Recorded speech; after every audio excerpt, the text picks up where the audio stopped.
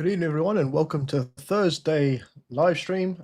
Tonight we're doing the portfolio reviews. So if you have a portfolio, you want me to see it, chuck it in the chat or go to my Discord.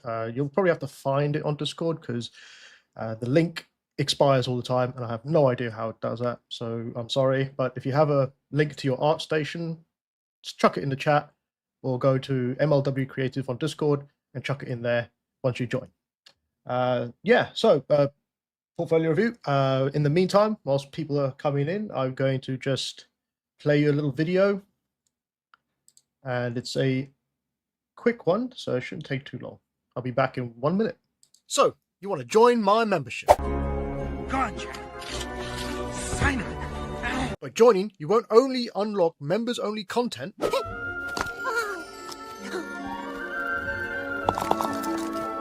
you'll also be supporting my channel and the growth of the community.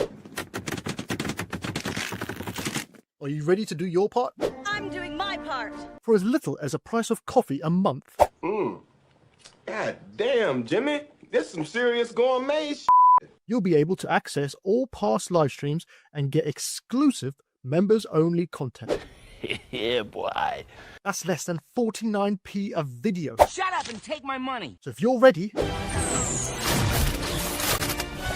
join now and become part of this 3D journey. Where we're going, we don't need roads.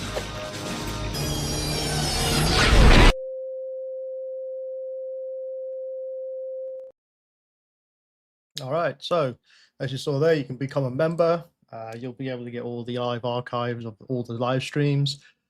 You also get extra videos as well. If you become a Patreon member, you'll be able to get even more content on there.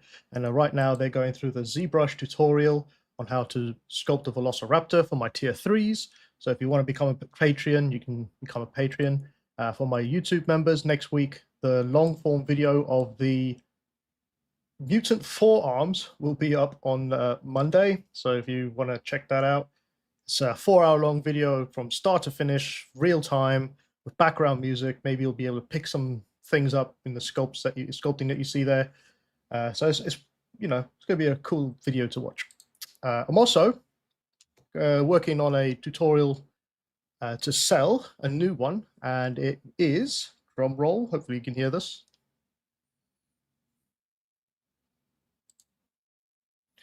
the Substance Painter for Beginners tutorial. In this tutorial, I'll show you how to use Substance Painter as a beginner, walk you through the whole program and how it all works, and you'll be able to texture up this monster of a character that will be provided with the tutorial, so you can texture up and stick it in your portfolio as a texture practice. Right, let me just check the comments. If you can hear me, just let me know. Just say thumbs up or thumbs down. That'd be great because I can fix the audio.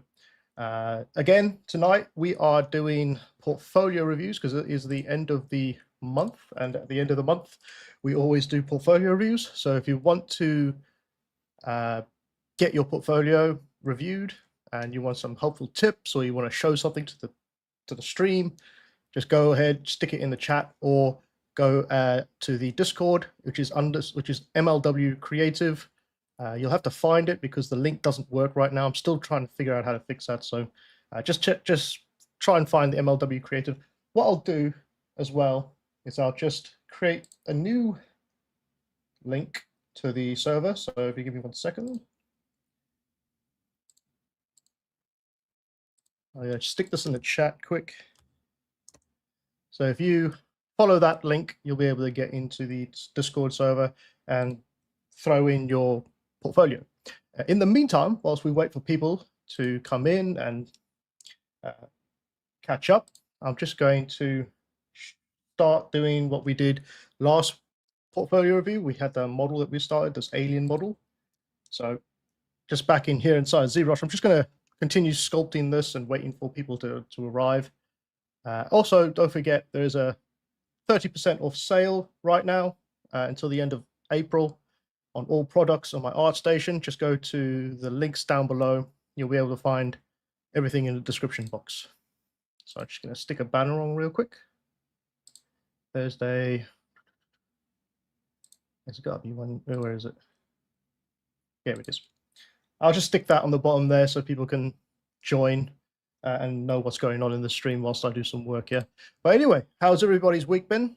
Hope it's been a good week so far. It's a Thursday, so just one more day until the weekend. Thank God. Hope everyone's been working really hard or on their own work. There was a recent trailer came out, the Predator Borderlands. Has anyone seen that? And if you have seen that, what did you think about it? This kind of looks like something that would be in that program, in that show, to be honest.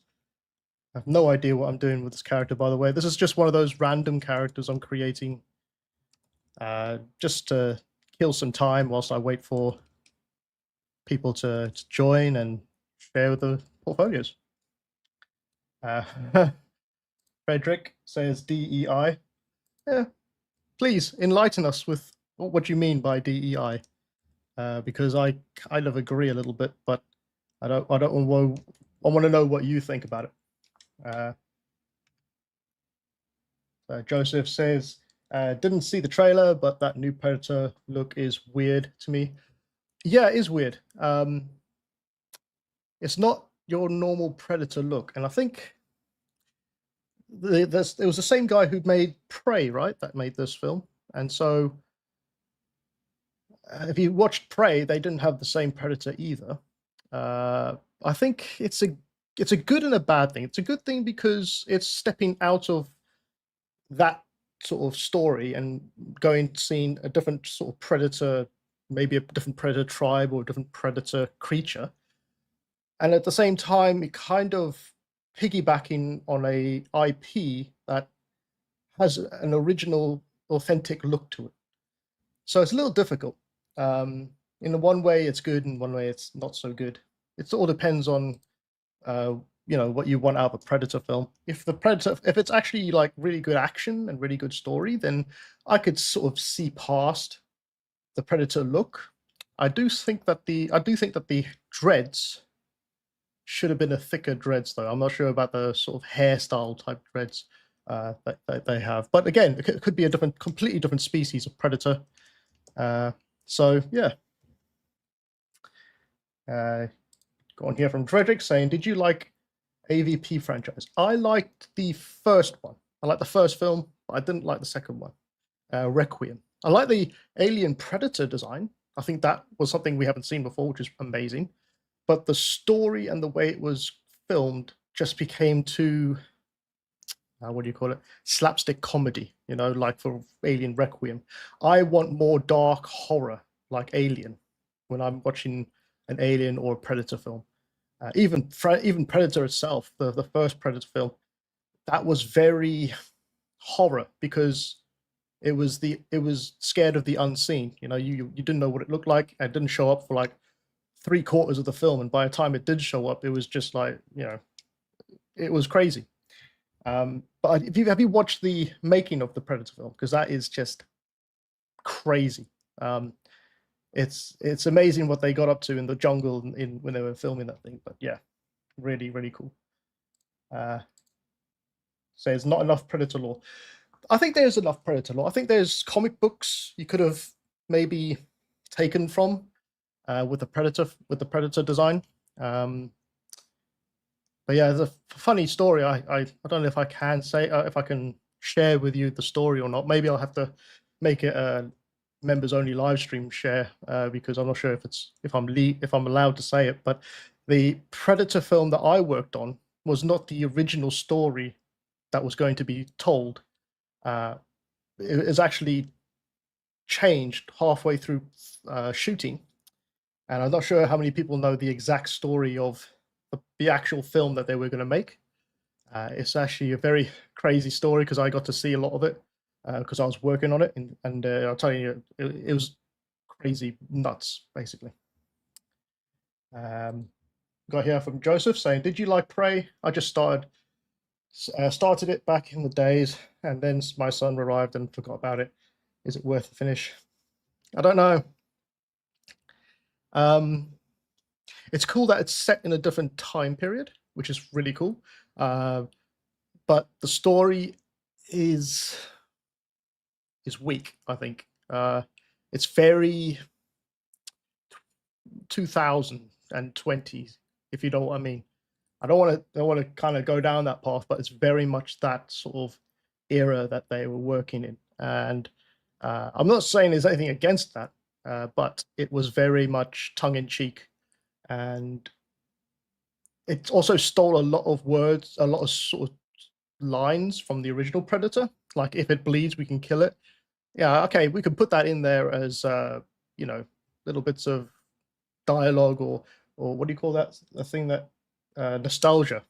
But I don't know. I want to see something different. You know, sort of expand on the universe. Don't go copying what we already have. Try and do something different. And I think that's why this new Predator Badlands is going to be kind of unique, because it's going to be completely away from what we know about Predator. Even though there's some Wayland Nutani, and I think there was also a reference to the what do you call it? That film, Independence Day. If you look at the opening scene, when you see the skulls on the wall, one of the skulls looks a lot like one of the skulls from Independence Day, one of those aliens, like the Queen alien of that one, or one of the ones from the mothership. It's just a little bit of an Easter egg, but yeah, you know, it starts to expand it a bit more. We've seen Predator hunting all the time. Let's try changing, you know, the story basically. I got one here from Tomorrow saying the DVD making of extras on the first Predator DVD are pretty legendary as far as I can remember. I miss DVD extras. Yeah, that's. I mean, I found it online, the making of it, and it's just crazy. Like, they had the whole workout routine, and then they had slapstick with each other, and you know, and that sort of thing. So yeah, I mean, it's very much like a boys' holiday, if you know what I mean, when you watch it. And the one you have from Joseph saying, I think I will still keep it in the queue. Yeah, keep it in the queue. Watch it. It's worth a watch. I'm not saying it's not worth a watch. It's worth a watch. There's some interesting stuff in there. I think it tries to take it back to its grassroots with the Prey film, like the Predator, the character, the Predator, because for a very long time, the Predator films, the Predator was kind of seen, well, recently it's been very dodgy and cartoonish, you know, comedy. But I think in Prey it's a lot more darker, so you know, that works better. Okay, maybe we should make this into a version of one of the Predators, like our own version. Let's see if I can take in some. Yeah, let's do that. Let's just give it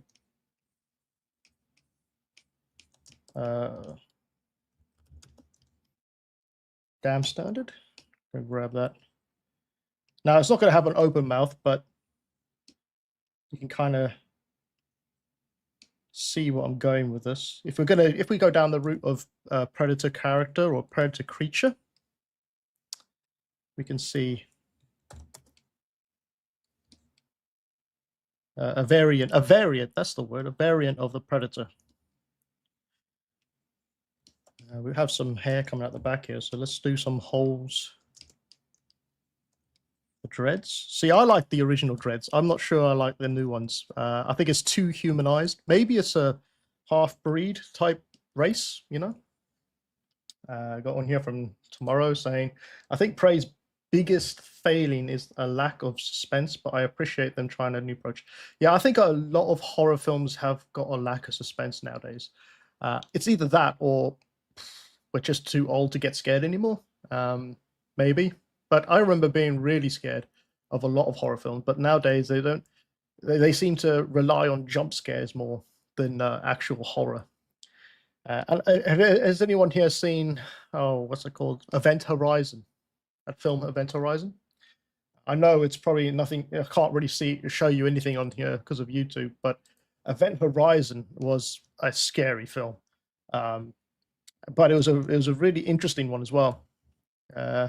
If you haven't already, just go look it up and have a look at that one, because that's an amazing film. Right. gonna add some dreadlocks in here. Let's do it. Let's just give him some dreadlocks.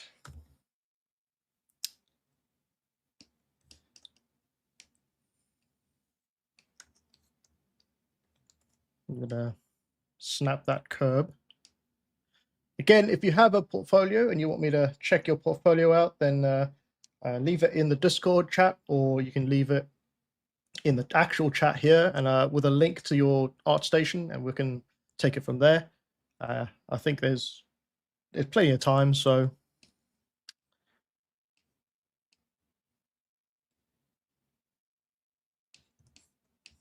okay.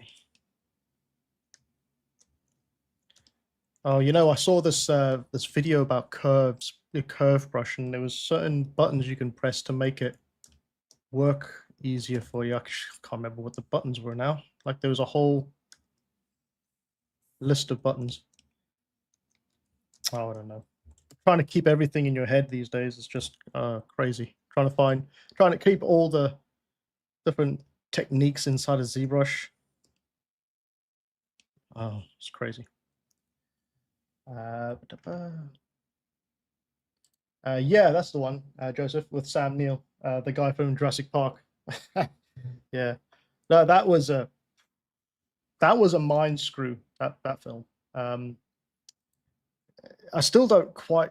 I think there was, because there's a scene in that film that they had to cut, right, or cut a lot out of it, and apparently during filming it was like, how can I say it? It was pretty gruesome, and so the directors and the producers saw it after filming. I think what happened, I think one of the stories is they had time, or the producer wasn't there for it, or the director wasn't there for it, so they were just allowed to film whatever they wanted for the certain scene.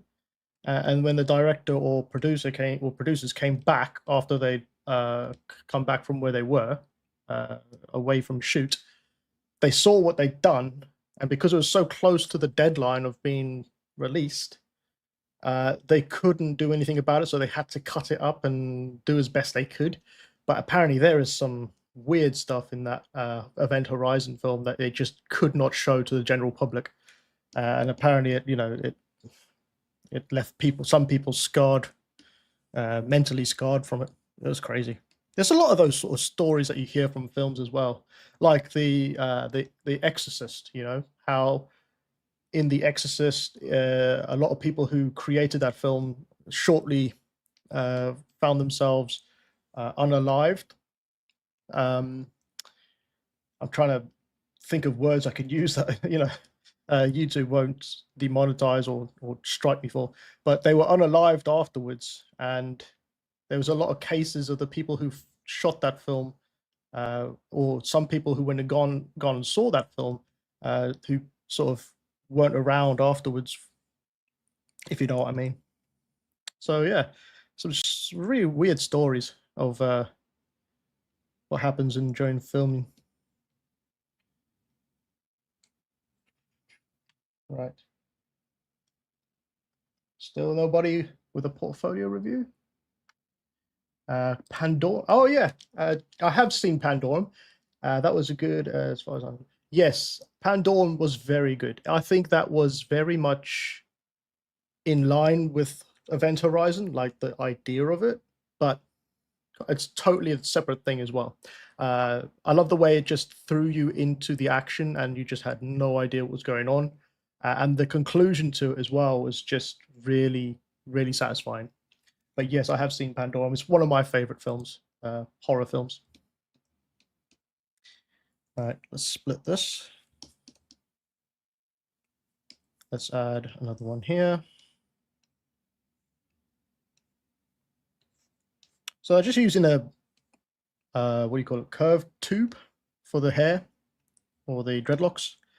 Nothing too special. It's just going to be a bust of the character anyway, so it doesn't have to be too special. Split. Last points.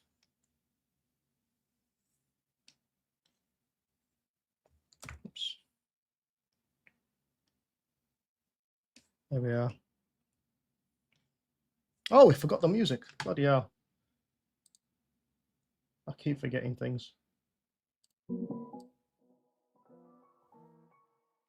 There we are. Some nice jazz or coffee break.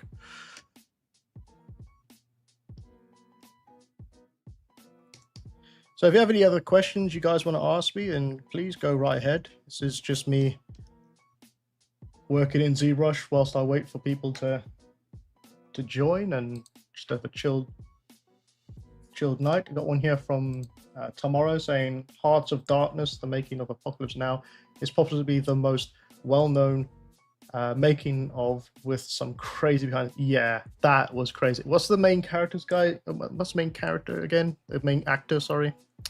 Apparently they couldn't get him on set to do anything that they wanted to do, so they just let him do whatever he wanted to do when they said record or when they said filming.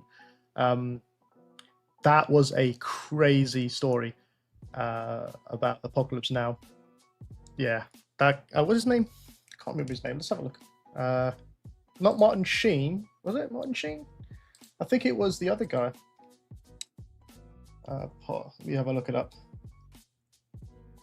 Apocalypse Now. No, it wasn't Martin Sheen. It was Marlon Brando. That was the one. Marlon Brando was the loose cannon on that show, apparently. You know how he walks out of there with a robe and he starts to just talk really strangely? Well, apparently that was all made up as he went along. They didn't know. They didn't even know what he was going to say. They just let him talk. And he wasn't even supposed to be dressed how he was, but they couldn't really. Apparently, they had he could never. One of the things he did was he never sort of stood up for very long, so he'd always be sitting. And yeah, what are you going to do with an actor that is famous like that? You can't really do much, can you? But yeah, he's very famous for that show, for being a bit of a loose cannon on set, I would say. Or maybe he's a diva. I don't know, whatever you want to call them these days. But he's like that with a lot of his films, wasn't he? Wasn't he in? He was the Godfather, I believe. Marlon Brando, was he? Was that the same one?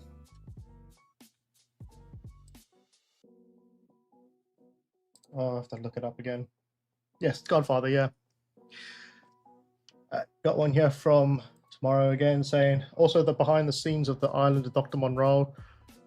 Also Brando is yes, yeah. Yeah. Island of Dr. Monroe. That scared the absolute hell out of me when I was watching it when I was a kid, because I think it was like one of the first films to have some CGI in it, like CGI characters or creatures. And yeah, I just remember seeing like this really weird creature running on, which was humanoid but had like animal parts to him, and I was, oh yeah, it's crazy, man. Got one here from Tomorrow saying Billy Zane is playing him in a movie about it. No way, they're going to make an actual movie about the making of Dr. Monroe, or are they making a completely new Dr. Monroe? Because I think Dr. Monroe, the story of the Island of Dr. Monroe, I think that would be really cool to do it now because of all the VFX you can do and the sort of creatures. And you don't even have to use 3D. You can use physical props, like physical animatronics and stuff like that, or suits and whatnot. But I think Dr. Monroe would be a really good film to make again, just without Marlon Brando.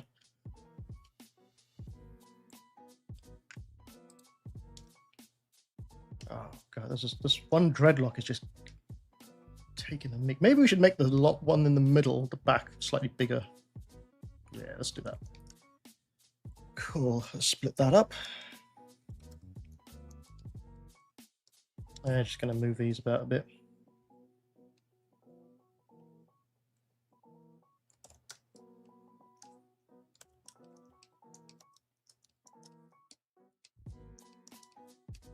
Does anybody know the... Oh, got this going on here. 1 second.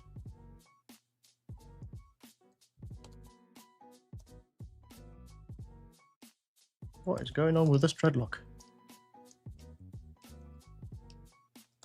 Get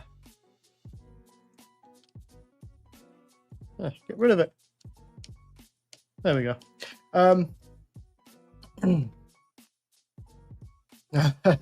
No, please. If you got more stories, this is the time to do it, because you know Monday's the tutorial, so Thursday is just a chill live stream. Got any stories you know about films, or anything you want to ask me about the films or film industry or games industry, then please go ahead and say whatever you like.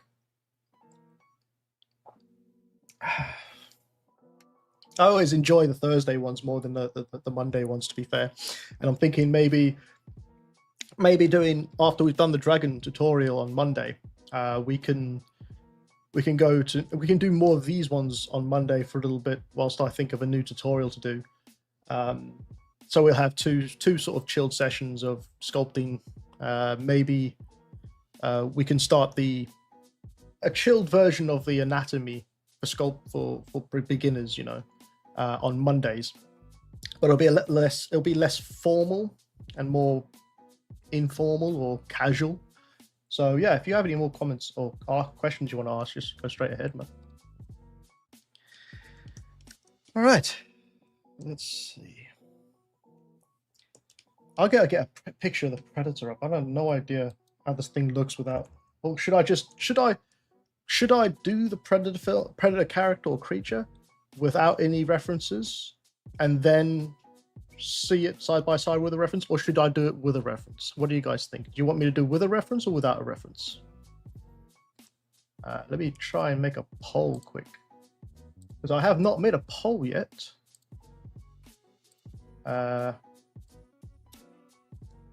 Predator reference or not?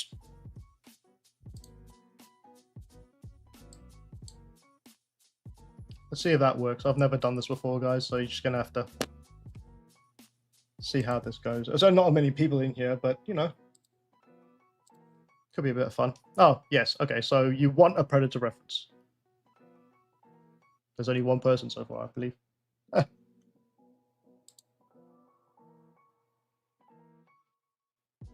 See, I think it would be better if we didn't have a reference, because then we can try and just see how much we can get through without a reference, and then see how close we are.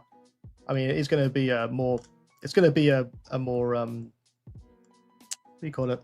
Imagination type reference predator, and not a one-to-one type predator. But I think having no references at all is going to be interesting and more fun to do than having an actual reference. Let's try it. Let's just try it. I mean, I know the poll, yeah, all right, but let's just try it without the reference to begin with.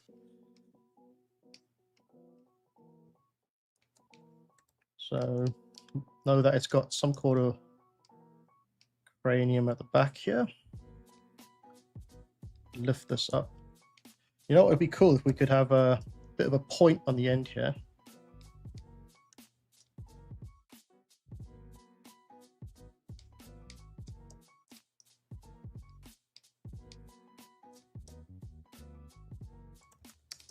Just trim that back a bit. Let's check my Discord quick, see if anyone's been in there yet. Oh, got an art portfolio from Lucas. Could you have a look at my portfolio, please? I finished uni last year-ish, and I'm trying to break into the industry. Would like to go into creatures. Okay, well, yeah, why not? Let's do it. Let me just put this there, staring at me. And let's drag this over, shall we? Okay, so this one's coming from Lucas Meads, and he's given me permission to show this, hopefully. He, as mentioned, he's just finished his last year at uni, and he's trying to break into the creatures or industry and would like to do creature designs, etc. So let's have a look. From United Kingdom. Let's have a look at the about first. Let's have a look. See here, 3D artist, ZBrush artist, full-time employment, looking for full-time employment, creature design, ZBrush. You see, if I was in you, if it's just difficult. What you want to put in your skills section, because I know that a lot of studios go to ArtStation to. Oh, I have got his permission. Oh, there he is. Hold on a second. Yeah, thank you, Lucas. So if when you're in your ArtStation, in the skills section, don't just put creature design and ZBrush. Put modeling, topology, texturing, those types of skills, because I think ArtStation is one of the first places that recruiters or what do you call them, lead artists who actually look at portfolios of people they want to recruit. They're the ones that are going to have a look at it. And if you put in your skills section creature design and ZBrush, it's not really telling them much about what you can do. So I would put in there you can put creature design and ZBrush, but also put retopology, modeling, hard surface modeling, organic modeling, more variety of words in there.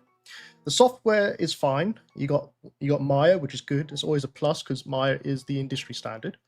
Photoshop, good. ZBrush, okay, yeah, it's the industry standard. Affinity Photo, I don't know what Affinity Photo is. If anyone could let me know what's that like. Is that something like Photoshop, or is that more like a 3D program? I'm not quite sure. I would start to look at skills in Substance Painter. So if you haven't yet touched Substance Painter, try looking up some tutorials in YouTube for beginners in Substance Painter. There's quite a few. I have one coming out in the near future. I'm just trying to get all the videos created. And it's basically a tutorial for beginners on how to use Substance Painter. It'll run through everything that you need on there. Lucas says, I need to update that about me. Yes, yeah. Well, that's a good thing we're going for. Okay, let's stop there then. Let's just jump into the portfolio, shall we? Okay. So you want to do creatures. Do you also want to do characters? Or do you just want to do creatures? Because there's a difference between characters and creatures. Characters are like your humanoid characters, and creatures are fantasies and things that aren't in the real world. But I think you got some good stuff here. Are these all your most recent pieces? He says mostly creatures. Okay. Yeah, okay. Are these your most recent pieces that you have? I like this one, the demon dog. It's got a lot of variety of what's going on here. Oh, and you've also got, what is this, a breakdown? That's cool. Turntables. Oh, it's the reference, is it? Double negative visual effects. Where's this from? Do you know what film this is from? DNeg's module at uni. Re-rendered one of my old models from a DNeg build module at uni. This was on take on one of their artworks. My version had been a demon that was sealed away and just broke free. Okay, what film was this? Because I worked at DNeg, so it'd be interesting to know what film this was. Could be a character they probably never used, or I've never seen, but it looks good. I like it without all the stuff on top of it, like the bandages. I'm not sure what the bandages are. Are those supposed to be like, it's supposed to be like a mummified demon dog or something? Or because if you take the bandages off, then you've got this really cool anatomy that you've created. You know, you got all the cool anatomy going on. So yeah, I think maybe the bandages you can take off because it just makes it a bit noisy, you know. Yeah. It's a cool character, a cool creature. It reminds me a lot of what was that Scooby-Doo film? I'm sorry, it's probably the worst thing to remind you of. But you know, remember the Scooby-Doo skull? What's it, Scare Island or something? The very first film, the demons from that looks quite like that. Which is actually probably a compliment because those demon dogs in that film were awful. They look really bad. But this is really cool. There, let's have a look at another one, shall we? I see you've got a gun in here. Is this from a tutorial? Yeah, from a tutorial. Okay. I mean, it's good to have some hard surface in there. if it's one of your best models, then definitely put it first, because you want to show off your best pieces first. As a character creature art, it's not something you typically have in your portfolio. If you want a gun or some sort of weapon, you'd probably just grab it from online. I mean, 3D Substance 3D assets, you can download already made guns for your creatures, or characters. But I mean, if you wanted to branch into a little bit of sort of hard surface stuff, then yeah, this works pretty good. It's always good to go into something completely different as well. You want to, when you're first starting off, you want to go and dabble in a couple of things, but always be mindful what you're trying to aim for, if you know what I mean. This one's interesting. What kind of studio, what sort of studio or films? Is it films, I take it, you want to go into, or is it game design you want to go into? Because it also depends, your portfolio should also represent the sort of path you want to go down, So if you go into Blizzard Studios, you want to fill your portfolio with a bunch of Blizzard's type artwork, right? If you're going for, I don't know, DNEG or films, you want to probably add some anatomy, like animals, because they do a lot of animal work actually. Animals, humans, they got their own human pipeline as well, so they like digi-double stuff, and a lot of that is only the very skilled artists will get those kind of positions, like in DNEG or in the film industry, where they can get the hero characters and stuff. So you're probably better off doing some anatomy sculpts and some animal references as well. But if it's maybe concept work you want to go through, because concept work, yeah, it's difficult. Concept work is difficult. I've tried to do concept work for film for a while now, and it's very difficult to get into because there's so many people who are just so good at what they do. So they always get the job, and it's mostly a freelance thing as well, the concepting side. They don't really have concept artists in studio for films. They tend to sort of find people and freelance the work out, basically. But yeah, I mean, this is cool. What is this? A 3D model modeled in ZBrush, composited in Photoshop. Okay. What's really good is to have a little bit of backstory. I mean, when you're first starting off, to explain the artwork a little bit further, it's good to have a title, which you have, but it's also good to maybe have a little bit of a backstory. And if you have any sort of conceptual designs or work in progress, you can add some in there as well, just at the very end. Don't put it at the very top. Maybe put it at the very end, like a couple of references of work in progress. I got one here from Pank Arts saying hi, hello. But yeah, it's still a cool design. Definitely look into anatomy more. I always bring it up. Oh, where is it? I think everybody knows this by now. But there's this book from Sanders Kondrats or Aldous Zarens. It's the Anatomy for Sculptors book. Oh, where's the... Let me just find it. There it is. So it's the Anatomy for Sculptors book. And I highly recommend this book to everybody who are beginners or artists, even if you're an experienced artist. This book will save you a lot of time, and you will learn how human anatomy works from start to scratch. You don't have to know every muscle in the human body or where every muscle is. You just need to know the ones that show on the surface, really. But that book there will guide you in how to sculpt as an artist, basically. Whew. Just put myself up there instead. Yeah, so it's got some interesting shapes. It still looks a little bit rough on the edges in some places. And if this was a concept, I would maybe take... Oh, that looks pretty cool, actually, the last one. Why do you have the last one at the bottom? Oh, this is the original artwork. Oh, okay. Okay, yeah. And again, I mentioned this in one of my previous live streams when we were doing the profile of an alien that I did previously. I was showing you how to do it, composite the image properly. When you have an image like this, it's best to not have so much on the sides. I'm touching the screen, you can't see my hands.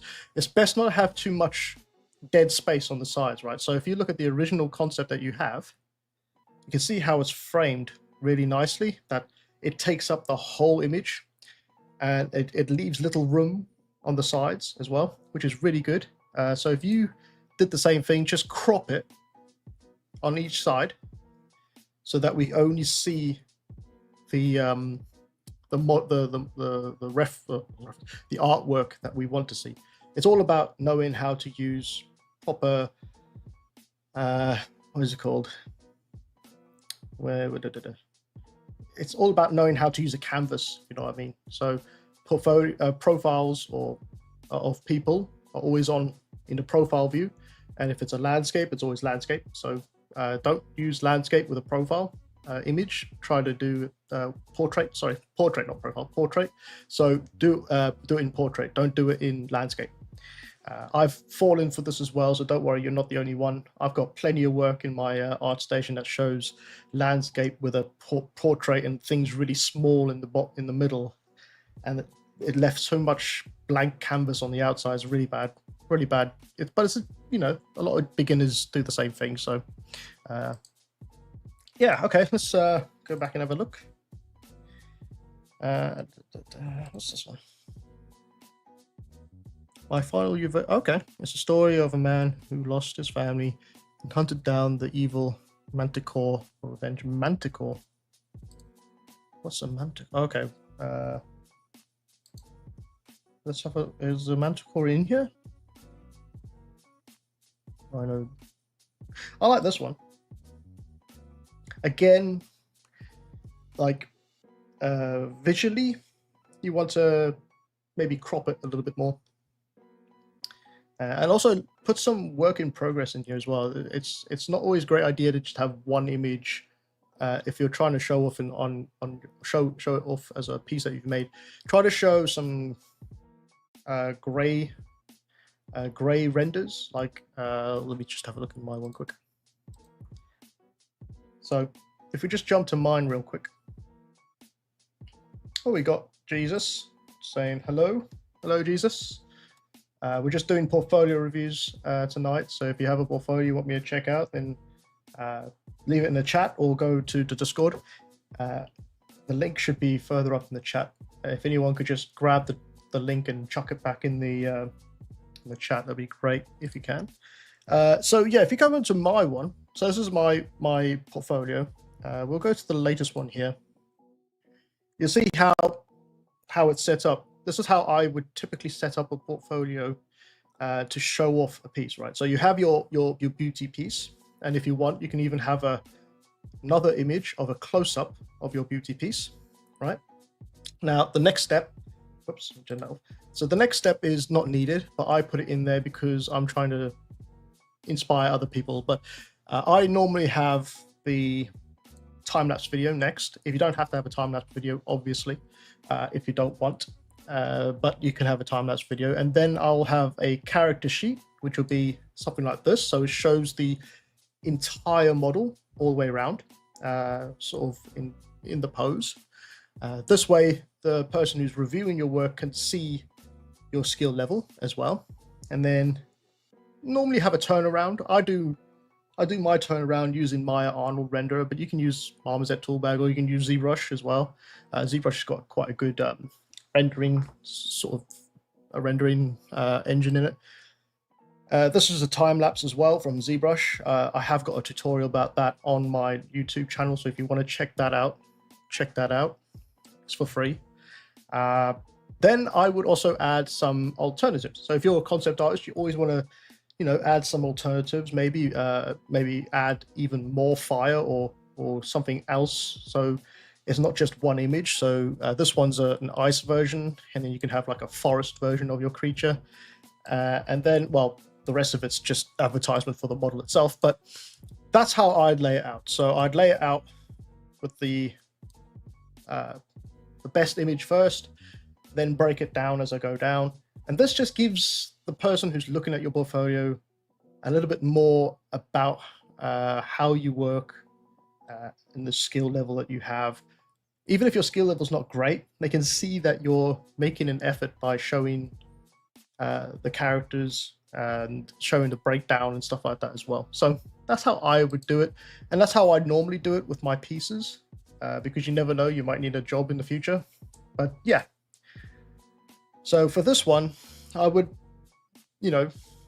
keep this image, maybe brighten it a bit because it's a bit murky, it's a bit dark. Do a little bit of compositing inside of Photoshop, and then grab that model that you made, get some grayscale renders out or ray renders out from ZBrush. Doesn't have to be something special, just anything, character sheet, and then add that in here as well so they can see the entire model around. Even if you think your skill level is not great, the fact that you've put that in your portfolio gives you, a little bit more leeway and a bit more of an edge to others. But yeah, you got some good work in here. Zombie dragon. Okay, this was cool. Yeah, again, cool design. Just needs a bit more portfolio love, a little bit more actual breakdowns. If you're doing, if you're trying to go into the game studio, you might want to put your texture resolutions and stuff up there on separate pieces, but just adds a little bit more into it because you got so little in your portfolio right now, which is not a bad thing, by the way. You only want to put your best stuff in. I would try to only put your best stuff in. So maybe this one, Snake Man. I don't know. I don't think that's a strong one. It could do with more detailing and a bit more TLC, but I wouldn't put that one in purely because it looks a little bit not finalized. Not like a final piece. So I get rid of that one for now, or add it into another list in here saying work in progress. So you can, inside of ArtStation, you can have your good pieces, and then in a subfolder you can have work in progress, and you can just chuck everything in the work in progress there. Even if it's a work in progress, art leads or art directors or whatever, they still like to see that stuff as well if they want to see more of your work. So own your best pieces and then the work in progress stuff. But you got a good start. You haven't fallen into the trap of a lot of artists would, because they get told by universities to go into environments, and then once you're in a game studio, or mostly game studio, and you're an environment artist, then do character designs, right? That's not good. It's not good advice. At least you're keeping to actual creature character stuff.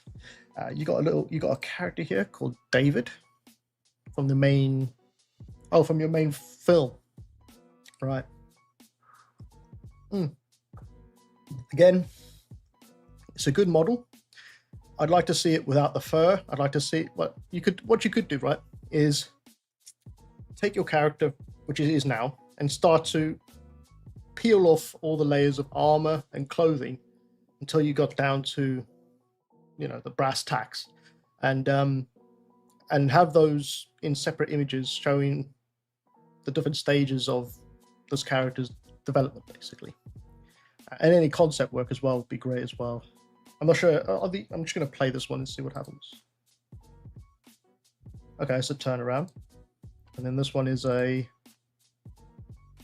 turnaround. So you got two turnarounds. I think that's not needed. You only need one turnaround, so maybe delete one. And again, add breakdowns of your work. I hope that's helped. Let's see if there's any others in the chat.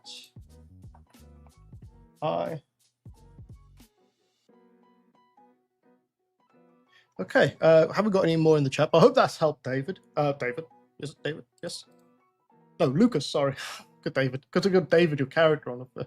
Anyway, I hope that's helped, Lucas. Like I mentioned, you got some good stuff. Just fill them out a bit more, because you could do what a lot of other artists do and just try to fill your portfolio with loads and loads of stuff. But those things might not be your strongest pieces, right? So if you focus on what you have here, maybe you'll have to go in and detail them a little bit more and update them a bit more.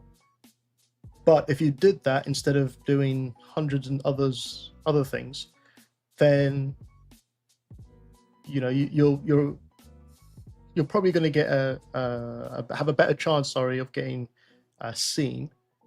And if you do have any work in progress stuff, stick it in a subfolder in your ArtStation. I have plenty of if I just go back to mine, sorry, I don't want to have it above my one, but I have plenty of subfolders. So you see, you've got 3D works, films, tutorials, illustrations, creatures, anatomy, and all. So that's the sort of thing you can do with your ArtStation as well. Just break it up and then have one that's just anatomy, or have one that's just work in progress, and 3D works and stuff like that. So that's how I would do it anyway.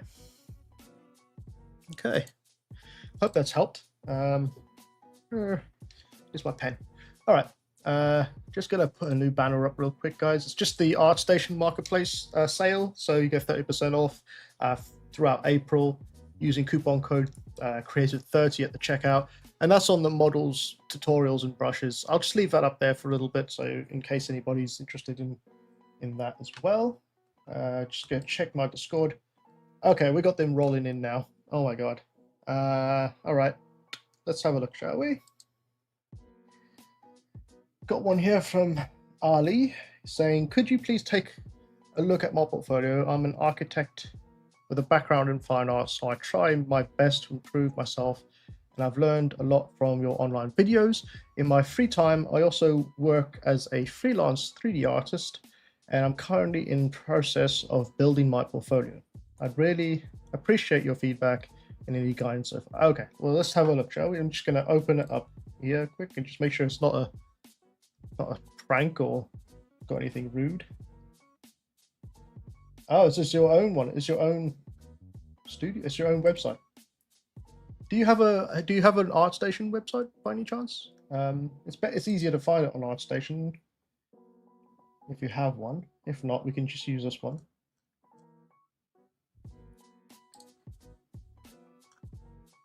I mean, the traditional thing was to have a website. So let's just use your website quick. So this is Ali Alabidi, I think it's how it's pronounced.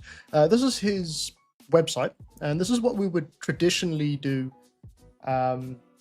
Okay, you don't. Well, if you don't have one, Ali, I'd highly recommend you go and open an ArtStation website, because that is where a lot of studios go to find new artists. So it's good to have your own website. I have my own website. I haven't used it in years. I'm probably going to get rid of it, but it's one of those things that we are always told at university is to get a website, make a website, and put your stuff in it. But ever since ArtStation's been about, I think a lot more people are just going to that. So definitely go to that rather. It's more mainstream. So let's have a look, shall we? First, artist, painter, and sculptor. Okay, so you got a good about me here. Understanding of human anatomy, lighting, color theory, and composition techniques. So when I am not immersed in architectural endeavors, as is defined in fine art, I am deeply engaged in 3D art. What do you want to do? Do you want to be a creature artist, or do you want to be? What do you want to do in the industry? Because I know you say you're an architect, and I think you've got some really cool stuff in your show reel. So I don't think you're like a beginner per se. But what do you want to achieve in the industry? Sorry, Jesus. Jesus, sorry. Yeah, Jesus, I will get to you. Oh, yeah, I'm sorry. The Discords aren't working at the moment. I will put an invite.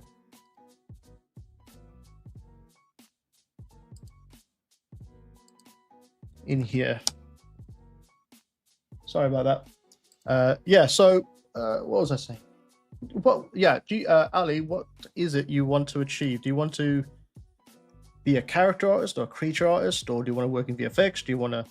I mean, you've got some really good stuff in here. It's not like you're a beginner, so I just want to know a little bit more, basically.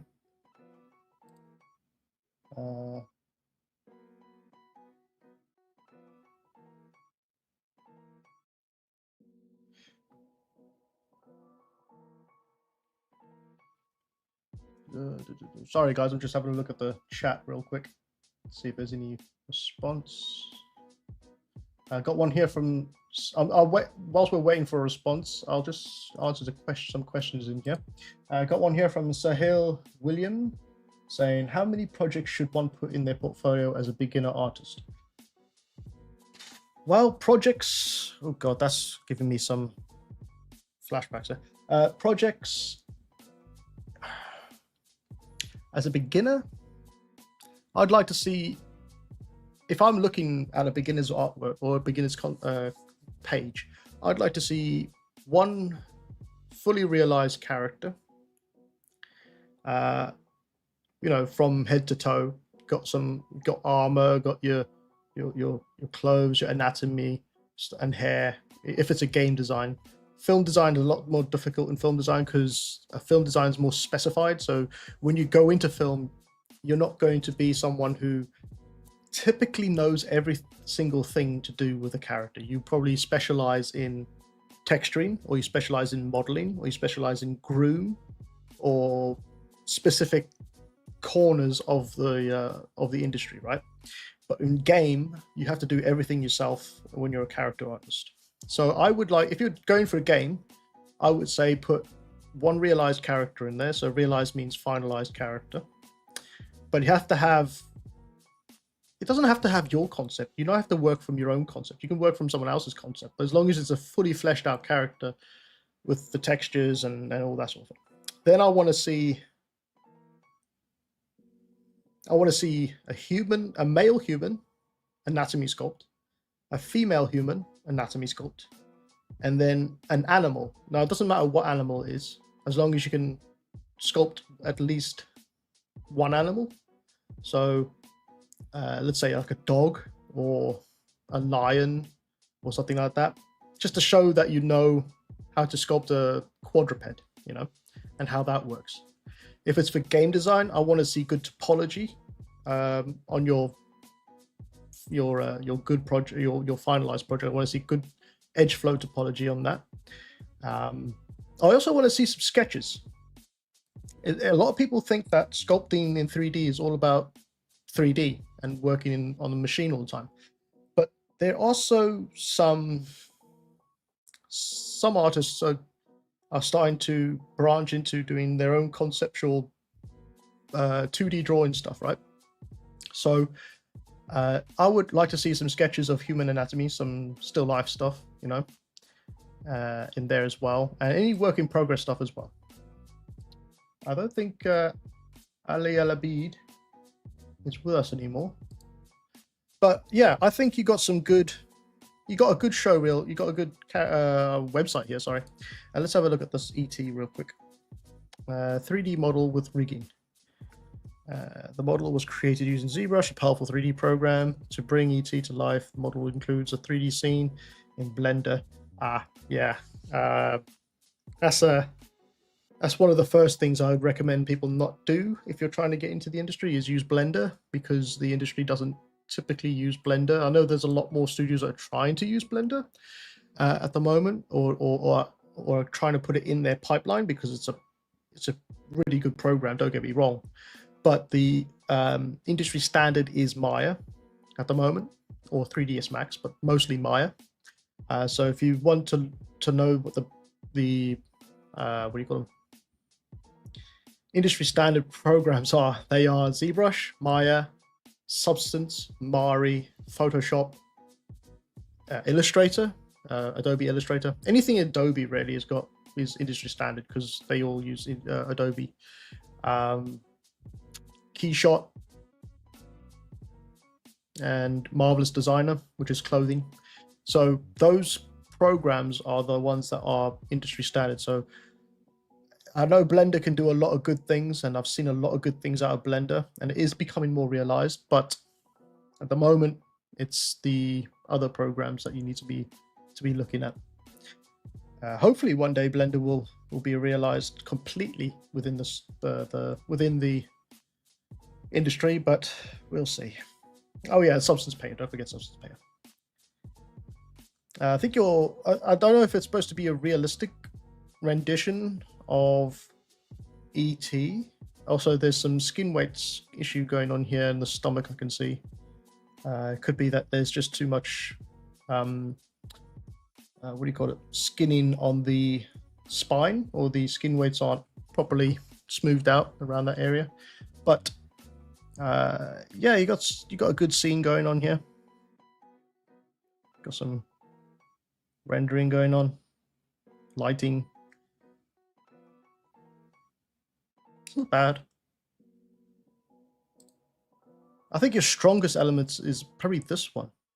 You know, like the sort of what do you call that?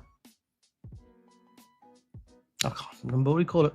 Advertisement stuff. Yeah, advertisement stuff. That looks really good, actually. You got some. What is this? Yeah, I don't even know what this is, unfortunately. I think what you try to do is too much. Unless you want to be a 3D generalist, I think you're doing it a bit too much. I would specialize in focusing on one thing. So if you want to be a rigger, be a rigger. If you want to be a 3D character artist, then be a 3D character artist. Knowing all this is not a bad thing, because it's best to be a generalist. You know about multiple things. But it kind of seems that you're trying to throw a net out rather than fish at the moment, which is not a bad thing, because you know the industry is not great right now, and people are there's some hand drawn stuff. Let's have a look at this, because you could be a concept artist if you have good skills in drawing. Oh, it's just loading some stuff. Okay, next page. Oh, let me just mute this site quick. Right. Okay. Oh, I'm not sure how much I can actually show of this. It's YouTube after all. I'm not sure if they will allow me to, but yeah, good stuff. Good stuff. You got a good eye for anatomy, which is good. Let's just hope I don't get demonetized. But yeah, I think your product design stuff is really cool. Character stuff. Yeah, this is just too fast, unfortunately. It's one of those things that gives me motion sickness when I'm looking at it. I'm not sure about others. Maybe slow it down a little bit on the time-lapse stuff. But I mean, you've got good skills and everything. I think you're pretty good. You're pretty good on your way, to be honest. Try migrating your work over to ArtStation though, because you'll definitely be getting more eyeballs on ArtStation than you are probably in your website here. Hope that helps. Bit of a mixed bag in that one. Right, just going to have a quick look at others real quick, see if there's any others. Let me change the music. I think it's getting on my nerves. Right. Let me just check the comments section real quick. Oh, he's already done that, don't worry. All right, cool. Let's have a look at this one. So this next one is called From Pank Arts. And let's have a look, shall we? Let's open it up. So this one's from Pank Arts, and this person is a freelance 3D artist with a love for sculpting, and from India, Patna, India. Love to sculpt for 3D printing. Okay. Well, I mean, I don't know what you want me to look at because they all look pretty good, to be honest. Is there anything particular? Oh, got some new comments. 1 second. Yeah. So, is there anything in particular you want me to look at? Because I think they're all really good. That's what's quite cool. What's this one? Zombie Stormtrooper. Yeah, I think you got a good eye for detail on this in your work, to be honest. I love the armor, the way the armor is. These are mostly for 3D printing, I believe, right? Is this 3D printed? Or is this rendered? As rendered.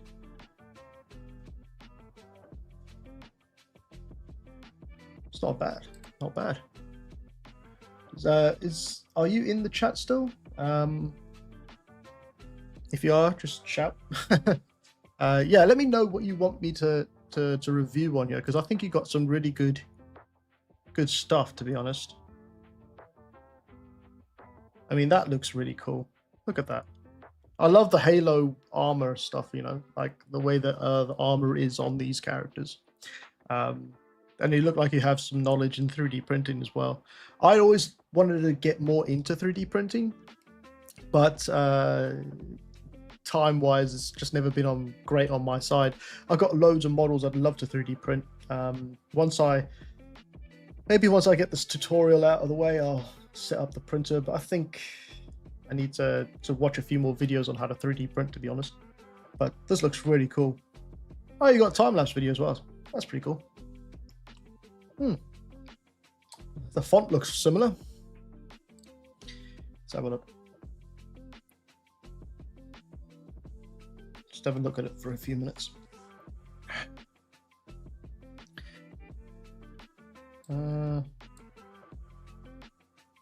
Yeah, you got some skill, man. I don't know what you want me to ask you, but it looks like you know what you're doing here, man.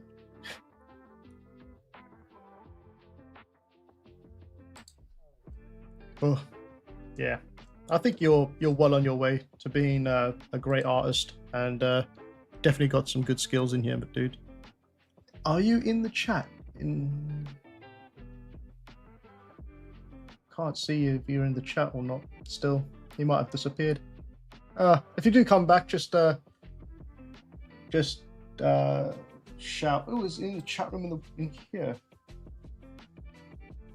No. Okay. Cool, I've got a lot of people in the Discord chat at the moment. Okay, yeah, if you come back in on the YouTube channel or the live stream and just add yourself in the chat, what you want out of this portfolio, we can jump back to this later if you come back. Okay, cool, let's move on, shall we? We've got another one here from Sam Peskov. I'm a big fan of your work. Could you give me some tips on my portfolio? All right, let's have a look. Let's bring this over. All right, it's a lot of Grogu stuff going on. Is that a stable thing to have in your portfolio? Okay, let's have a look. I got from St. Petersburg, Russia. Sam Peskov. I have been working in 3D since August 2022. The main goal is to find a job in games. Develop and realize myself as a 3D artist. All right. Let's see the about quick. So what skills do we have? Software, skills, sorry. 3D modeling, texturing, texture baking, high poly modeling, low poly modeling, rendering, UV mapping. You got Maya, Substance Painter, Marmoset Toolbag, Photoshop, PureRef, Substance Designer. That's a good one to have. ZBrush and Character Creator is a very good one to have. And to be honest with you, Character Creator is probably one of the main skills to have in the game design right now, because a lot of games are moving towards Character Creator or MetaHuman, right? And that's only because the big companies are using them because they created the software. It's also more time efficient.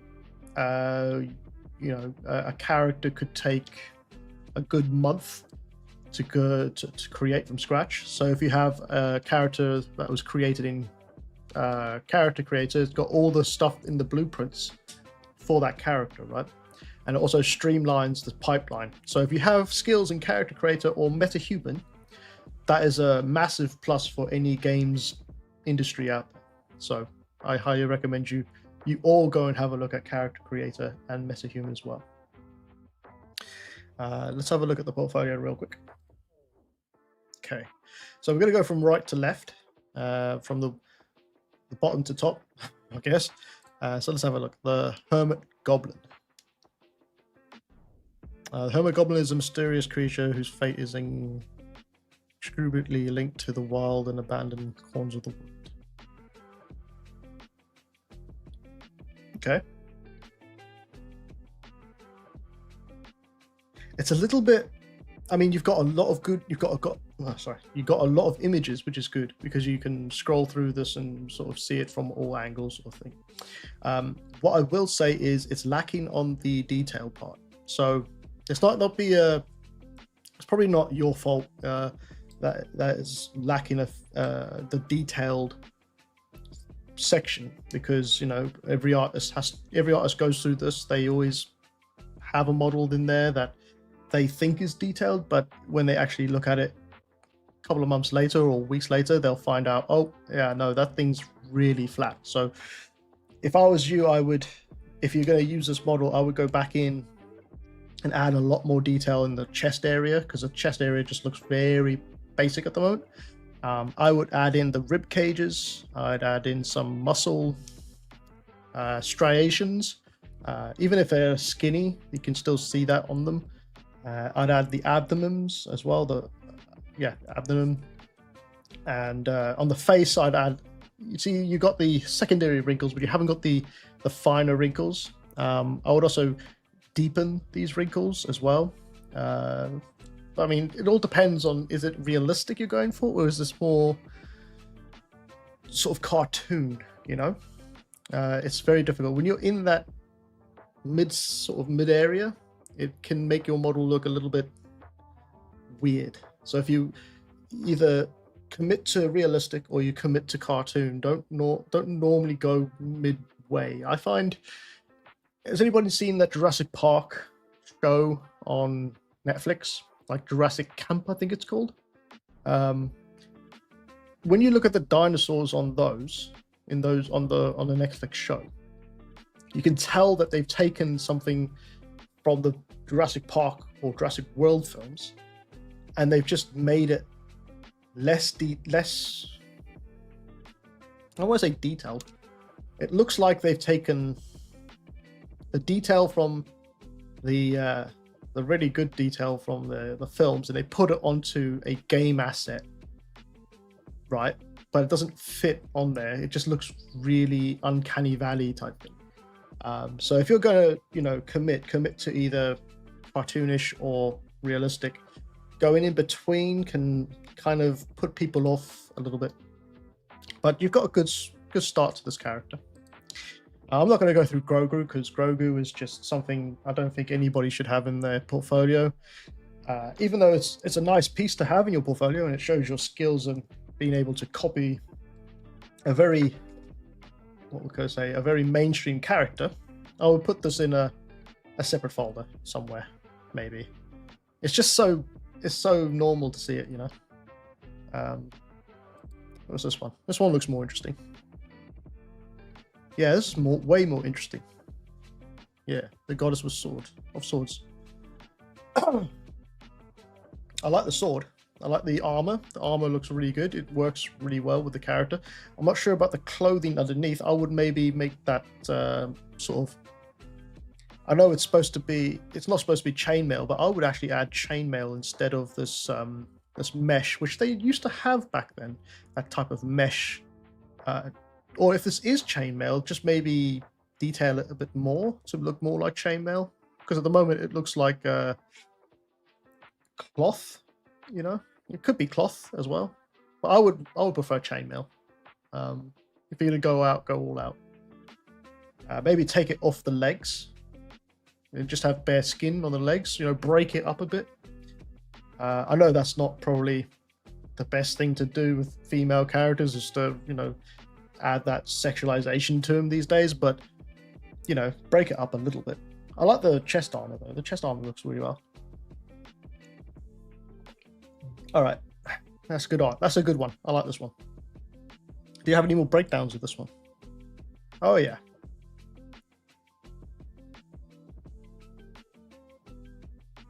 Yeah, this is really good. Oh, so it's kind of clothy, isn't it? Oh, that's cool.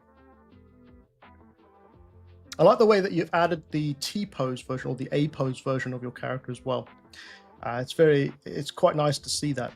As a person who's looking to hire, I want to be able to know if you can sculpt something in A-pose, but when it's posed, it doesn't look like it was sculpted in A-pose. So you got your maps here as well. That's good. You've only got 2 maps. I'd prefer a few more maps. Maybe put them all on one page rather than separate pages. It'd probably work better. But I like this one. This one I like. The way it's rendered in this character sheet. If you did the same thing for some of the other ones, like a nice white background, it would work pretty nicely actually. Like a neutral background like that. That's good. I like that character. The only thing I'd probably say is if she got a... No. I would put a polygon count. If it's a character for games, I'll put a polygon count on there as well. Just so we know how many polygons are used or tries that are used. Quite important when you're in the games industry. Not in the films industry so much, but in the games industry, you want to be able to tell whether your person you're hiring can sort of keep to a polygon count, specific polygon count. So when you're doing characters for games, try to give yourself a polygon count to stick to. I would say try to make a character in 20 to 30,000 tries or polygons. That's a typical AAA title these days. It wasn't back in ages ago, but these days it's, you know, roughly typical polygon count for a character. Keep to about 20 to 30,000 for everything, not just for the character, but for everything that's on the character or the character has. That way you can teach yourself to keep to a pipeline and also to a specific polygon count if you're going for game design. It's not so much needed in film. All right, let's move on to the next one. The Dark Shepherd Half-Light. I like this. I like the all the added extras as well. There's a lot of close-ups though. I'd like to see a bit more. There it is. Right. I'd like to see a bit more from afar. You know, you have some close-ups, but not so many that we have to scroll and keep scrolling. Have 1 or 2, and then have some further away ones as well. Again, good to see the T-pose or A-pose with all the pieces. I'd add a side view as well. Just in here. That's good. I think you got some strong stuff here, mate. Let's have a look at this orc. Everybody loves an orc. All right. Good close-ups. Got some good detailing going on here. Again, the wrinkles could probably do with a bit more depth to them. Maybe a bit more breakup on the surface of the skin with another map, like a pause map. Is this a full character or is this just a bust? I think it's just a bust. I like that. That's quite cool. I'm not sure about the eyes, but you know, the sort of look of it looks pretty good from Substance Painter. Yep, another good strong one. Good that you have the software here as well, and you also have some descriptions in here as well. That's good. Mom's at Toolbag. Nice one. I think you're you know, on your way. I'd like to see, now that I know you can do these characters like this, like full-on finalized pieces, right? I'd like to see some work in progress. I'd like to see some gray renders of anatomy. Again, if you're going to be a creature artist or a character artist, anatomy is key. Anatomy is needed in your portfolio. And it can be either of animals or of humans. Doesn't matter what it is, but we need to be able to see your knowledge of anatomy. But very good work, very good portfolio. I'd highly recommend you for a job placement somewhere if it was if you'd showed me this. So that's good. Right. Is anyone in the chat talking? No. Everybody's gone quiet or they've left. Never mind. Cool. So what's the next one? Got one more here. Let me just yeah, let's say this is the last one because I think I haven't done anything to the sculpt. I don't know when I'm going to finish the sculpt. Maybe I'll finish the sculpt offline. Maybe add to it for next time. But yeah, I'm never going to finish that sculpt. So let's have a look at this one. This one's coming from Fascia 00 Portfolio. Are you in the chat? If you're in the chat, please let me know. I'm not sure if anybody's still alive in the chat. Okay, so got one here from Fascia 00. Not quite know what that name is. It's a bit of a weird name. Also, yeah, if you're trying to, I know that people like to not use their names in the online and stuff like that. But if you have an art station, please try to put your real name in. I think I have my real name in, but yeah, put your real name in so we can a person who's trying to find you can find you. If you start using strange names from anime characters or anything like that, it's going to be a lot more difficult to sort of find you online. So I'm sorry if that is your real name, but you know it's a little bit weird having two O's at the end. Anyway, sculpting creatures for concept in 3D print. They are from Mexico. Okay, let's have a look. Show me your about first. So they have had some experience, which is good. 3D print prop designer for special practical effects at JMMNFX Studios. Got one here from Sam saying, thanks a lot. It was interesting to hear the opinion of a professional. Well, thank you. Thank you for joining tonight's stream and let me have a look at your portfolio. Cool. Okay, so back to this one. So they have got some work experience. So they're not someone who's, not in the industry yet. So that's good. We've got some software in here: ZBrush, Photoshop, Illustrator, After Effects, and Blender. Still, again, I would highly recommend you start learning some Maya if you want to be in the industry of film or game, because that is the baseline industry standard. Let me just jump back to the portfolio. So let's have a look from bottom to top. Oh, by the way, if you do have a portfolio, always make sure your best pieces at the front and your not so great pieces are at the back. So that's just something to keep in mind as well. All right, what we've got here? A Parasite Eve T-Rex Twitch Pro project. All right. Okay, well, we got... What programs were used on this? Was it just Photoshop and ZBrush, or was it something else as well? I think it's, if I'm not mistaken, it was probably one of your first projects, maybe. Hopefully, it was, because yeah, it looks like it's got the shape of a T-Rex head, and I can see what you're trying to do here. But it looks like it's kind of been rushed a little bit. I would maybe spend a bit more time, a bit more TLC, a bit more tender loving care on your actual sculpt, because at the moment what's happening is you've got a model, but then it looks like you're just going over with detailing it, but then again, and then used a smooth brush to smooth everything out so we don't see any of the detail, and you haven't gone back and sort of detailed it up a bit again. Either that or there's just not enough depth to your detail, which is not uncommon, to be honest. Every artist goes through that.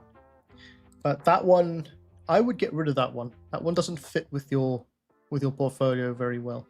This one fits much better. I will get rid of this one. This one fits better. Let's have a look at this one. T-Rex practice. So yeah, I can see you've learned from the previous one, and this one is much better because you can see where you broke up the model, and you're actually thinking about where the detail is as well. And it's a very clean sculpt. Again, I would add a little bit more depth to your detail if you're going for more realistic, obviously. It could also be something to do with the subsurface scattering. If you ever use subsurface scattering on your models, always make sure to add more depth to your detail, because any cracks, any wrinkles, anything like that gets completely destroyed when you're using subsurface scattering. So remember that in the future, if you're using subsurface scattering, make sure the detail is got enough depth to it. As you can see on this sort of mouthpieces here, there is subsurface scattering going on. We'll just open this up. There is subsurface scattering going on, but the depth of the detail is enough to hold its shape and hold its detail there, even with subsurface scattering on. Not so much along the top here on the head or along the eye ridge here. You can see the subsurface coming through here. Also, don't forget to paint subsurface scattering maps. They can help a lot with actually directing where the subsurface scattering is the most and where it is the least. So I don't want to make this all about subsurface scattering because I could go on forever, but subsurface scattering is typically found in areas of your skin which is thin, you know, so your ears will pick up light that goes through it. That's subsurface scattering. Your face will have subsurface scattering on it, but it won't have so much as the ears do. So we tend to create a black and white mask to pinpoint where subsurface scattering is the most on your face with a white, and where it's the least on the face with a black, not fully black because there's still some subsurface scattering, but more of a dark grayish. And I think if you applied one of those to this model in key areas where the subsurface scattering would occur, then it would make the model a lot better. The render's a lot better. But I can, we can go through that on another day sometime. Anywho, let's have a look back in here, shall we? Let's look at more recent ones. Okay.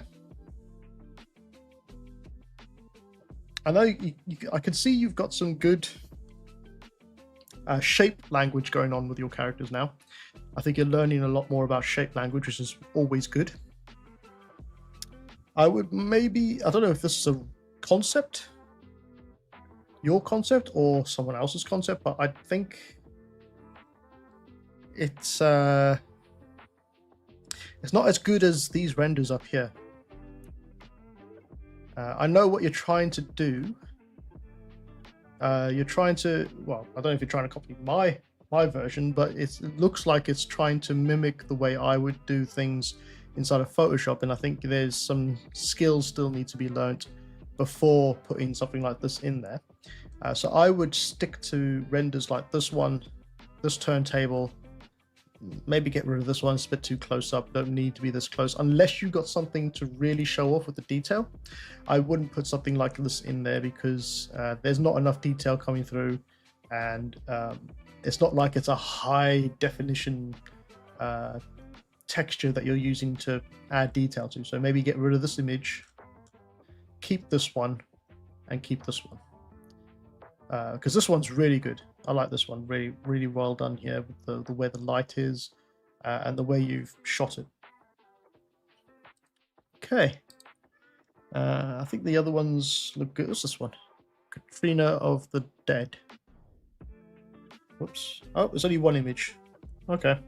Well, if you got more images of this one, definitely put it up because I do like the look of this one. I'd like to see a few more angles of her. If I was looking to hire, I'd like to see a few more angles of the model. But yeah, very good looking model. I like the way you've done the face on here as well. All right, I think that's it. hope that's helped. Let's have a look. Just see if there's anyone in the chat on my portfolios. Nope. Okay, I think I've gone through all those. How's everyone doing, by the way? I know it's a bit of a weird one, you know, portfolio reviews, but you guys have gone very quiet on me. I'm just gonna check the other stream.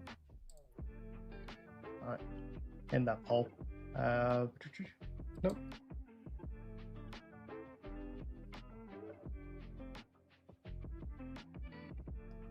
Okay, cool. Yeah. Oh, there's your one, was it? Jesus Mendeus.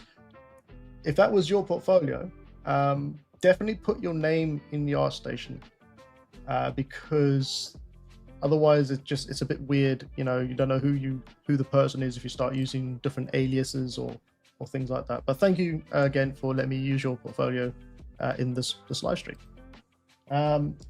Right. Is there anyone else that would like me to would like some advice on the portfolio? I'm going to leave it up for another 5 minutes. I will do one more if anyone's got one. I'm just gonna get that lead-in invite and put it in the chat again. Right. So in the chat, you should see a Discord. You should see a Discord link in the chat. If you've got a portfolio you want me to show online, I'll give you 5 more minutes whilst I do a little bit of sculpt work because I've done absolutely nothing tonight. Let me just go back to there. All right. Art portfolios. There you go. All right, cool. Let's jump into here. Let's change that music because that's getting on my nerves again.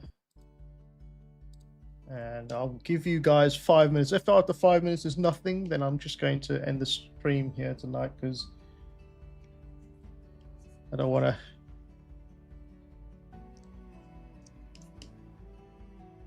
Yeah, let's add that in.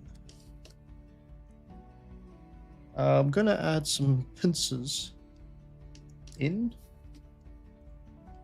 I just want to thank everybody who's allowed me to use their portfolios tonight to show to others.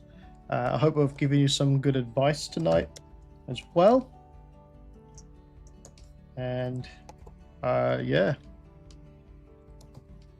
you guys are getting, I mean, you're definitely a lot further ahead, you lot, than I was when I first finished university. I had nothing in my portfolio when I finished university. I had to learn all of it from when I was back home after university. So, you know, you guys are quite ahead of the times than I was. So give yourselves a pat on the back. Duplicate that.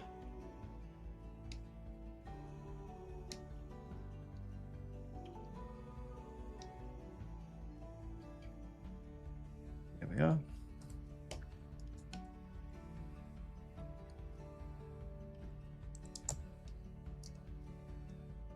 Move that one over.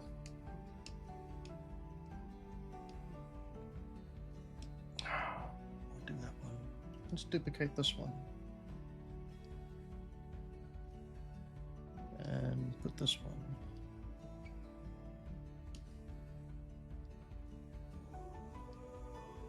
Yeah, let's do that. There we are. Put another pincer there. Or mandible, pincer, mandible, tooth, whatever you want to call it. We probably won't even open the mouth up, so it doesn't really matter.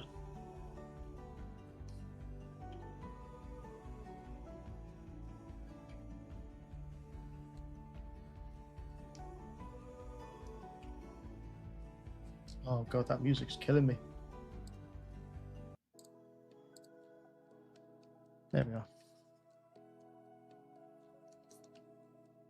So if you don't know what we're doing, what I'm sculpting here tonight, I'm just doing my own interpretation because it's, you know, the Predator Badlands trailer came out yesterday, I think it was, or the day before, and it had a unique looking Predator, to say the least, in the show, and I thought maybe we could also make a unique looking Predator with this character. So we're just gonna sculpt whatever the hell I think I'm I like on this character for now, and just see how it goes. Really, it's nothing too specific with it. Just going for cool, really, the cool factor. Yeah. I'm not going to go through how I'm doing this either. It's just me sculpting the background whilst you guys, you know, can chat, ask me any questions you like about anything.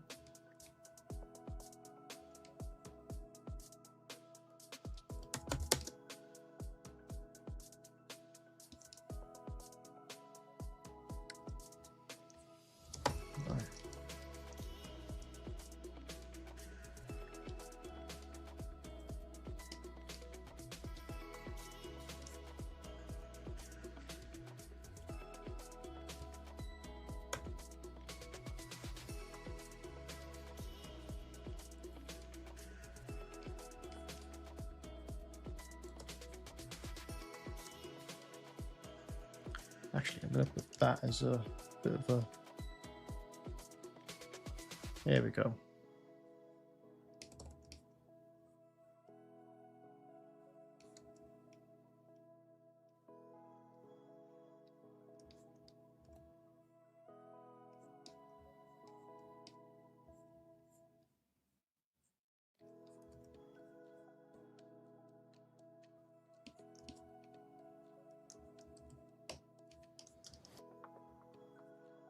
Oops, daisy.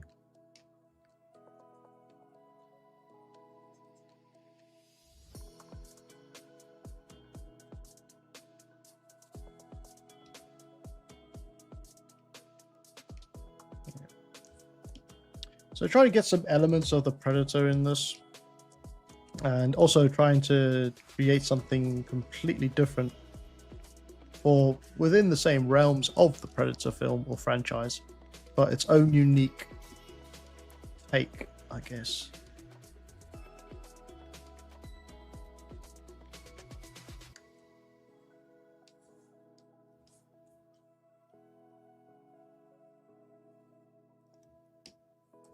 Yeah.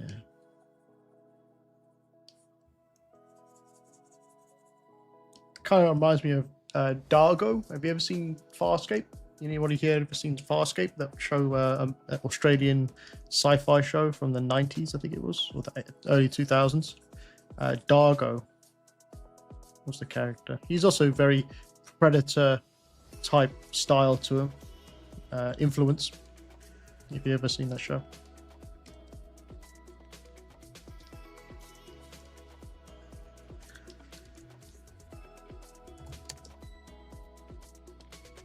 It's one of my favorite sci-fi shows, to be fair.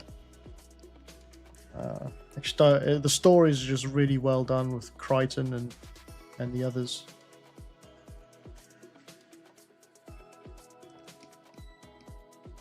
And I think there's a YouTube channel on there that shows a 24/7 Farscape live stream, so you can watch all of it through YouTube, which is really cool.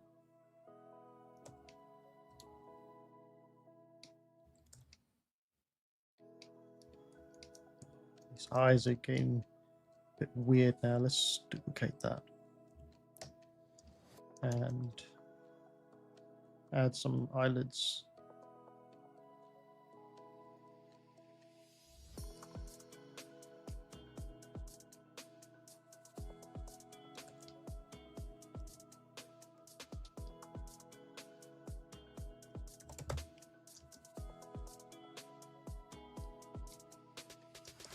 Chat's very quiet tonight. Is everybody all right? Everybody feeling okay?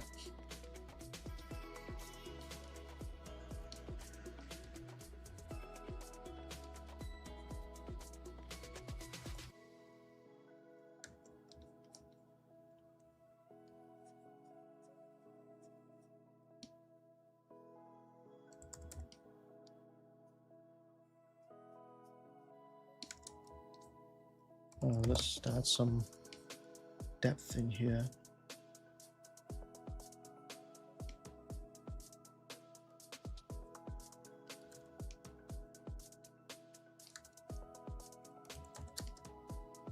pull this face out a bit in the front.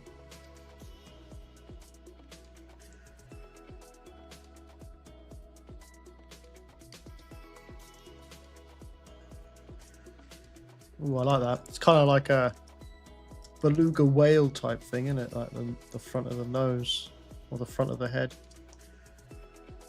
And we can flatten the rest of it down a bit. Shake this jaw a bit more.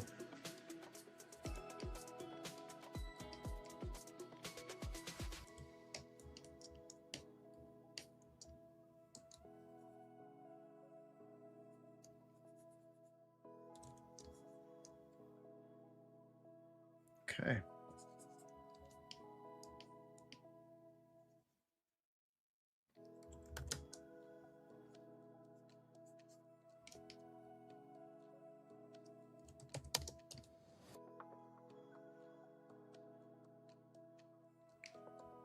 Yeah, this is probably the best part of sculpting, to be fair. The exploration of design, really. Got one here from Master Splinter. Just sculpted along with you, and Farscape, there's a throwback from my youth. Yeah, I love Farscape. There's a couple of episodes on there that are really good, but when Crichton and is it Scorpio? I want to say Scorpio. When Crichton and Scorpio combine, like mentally, that's when things really get interesting in that show. The acting and it makes you feel uneasy, but as well as you feel how Crichton is in that show. Yeah, I really love Farscape. I hope they bring. Well, I don't actually hope they bring it back because they'll probably ruin it. But I hope in the future that they'll bring it back. But I think the character Crichton was so well played by that actor that it'll be difficult to try and reenact his charisma that he had, as a character.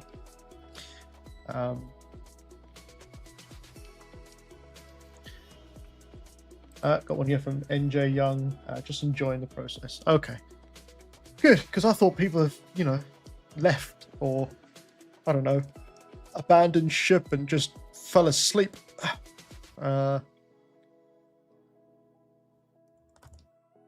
These sort of characters always remind me of, what was it, District 9? I want to say District 9.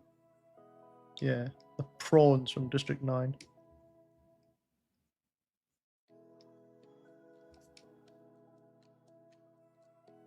Oh, that music is just kills. It just keeps looping.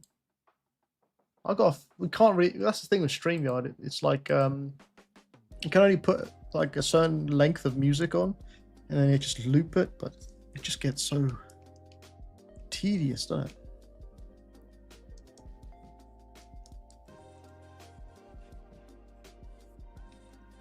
I'm gonna hide these hair follicle or these dreadlocks for now. I can focus on the actual head without them being in the way.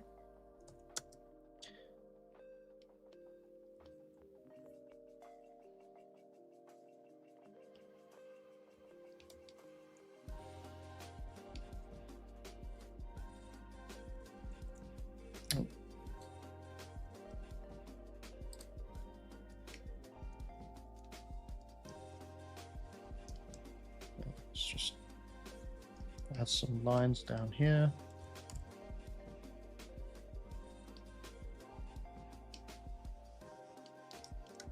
I'm wondering, should I give him a chest bust as well? Decisions.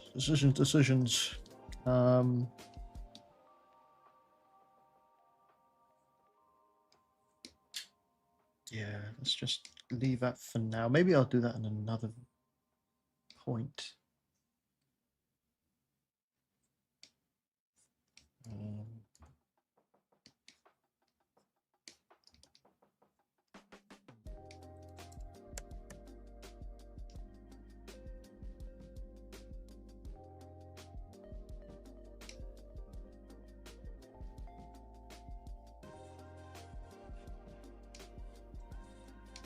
Okay.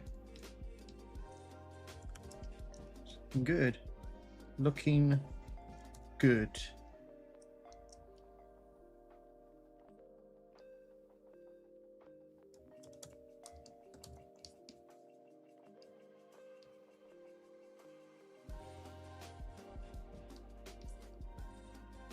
Maybe those can be the ear holes.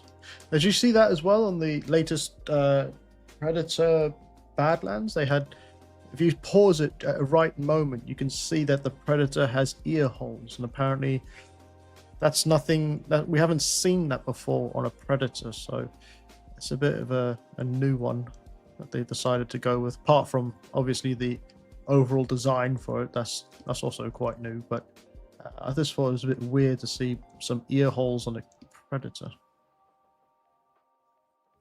Finally. Colby Stoner, hello. Nice to see you tonight. Welcome. Yeah. Gonna give it 10 more minutes, and then if there's no more portfolios or reviews done, I'm just gonna call it a night, guys. I think 2 hours is long enough. What do you think?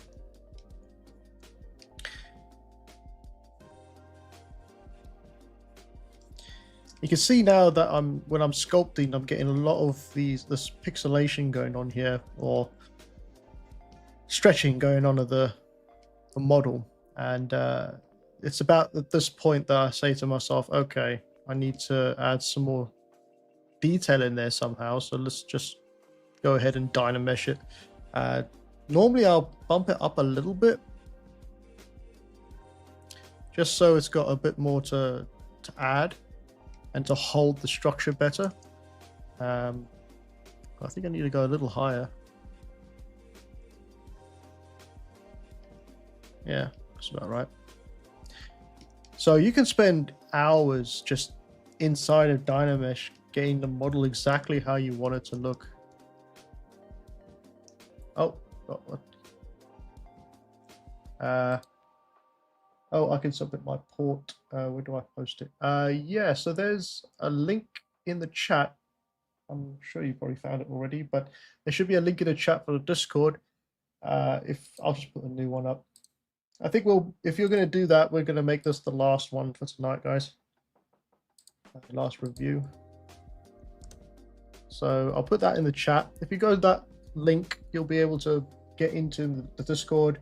If you go to art portfolios and put your portfolio in there, I'll pick it up. If it's art, I prefer to have ArtStation portfolios because they are easier to read, and it's also pretty much industry standard if you're trying to find an artist. So, but put whatever you have in there, and I'll have a look at it. Got one here from Master Splinter. Why don't you use the open circle button with Dynamesh? Just curious. Open circle. Open circle. I didn't even know there was an open circle. You mean damn standard? Is that right? Damn standard? Open circle?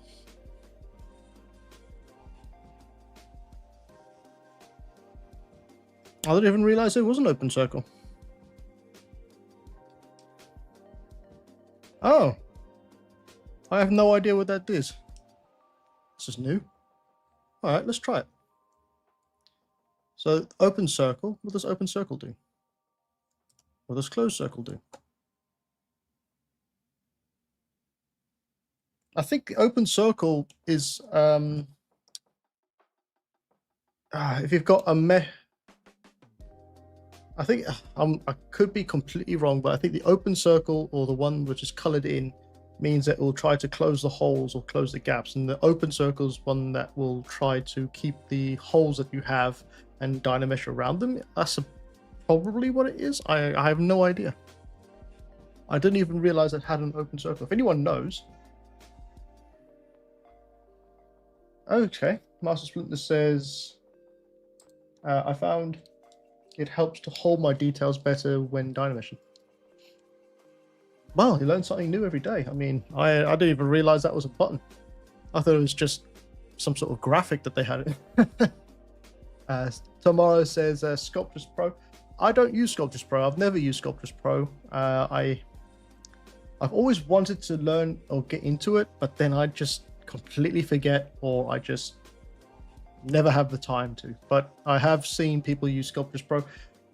Sculptris Pro, yeah, people use it a lot, and I don't know, just never really found time to use it, unfortunately.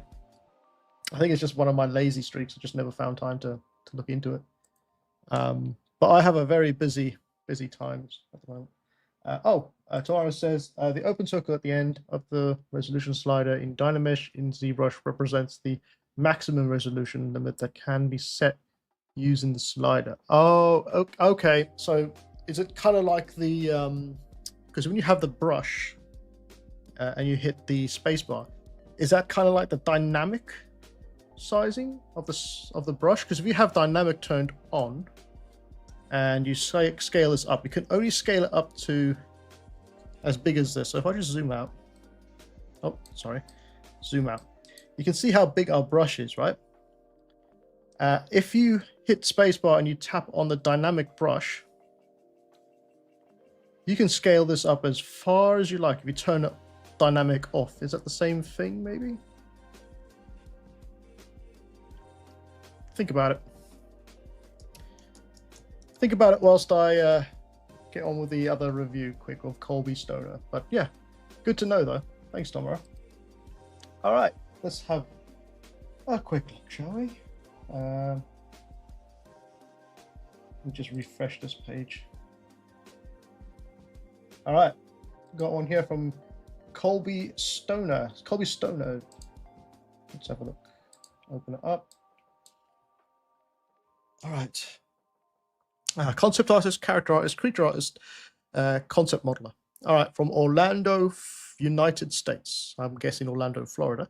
A character artist with a bachelor in game art, 4 years of character art experience. Interested in full-time, contact freelance, or contract freelance.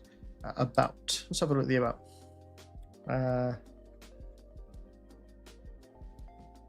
Character art experience, okay. If you have any previous jobs, you're probably best off to put it in your about me as well. That will help quite a bit.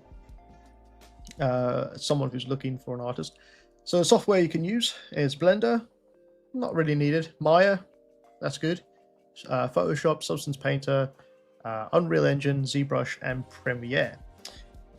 Not quite sure Premiere is something you typically need as a 3D artist, unless you're doing you don't have any experience in the industry so far. That's fine. I mean, I had 4 years of experience as well before I got my first job, so don't worry about it.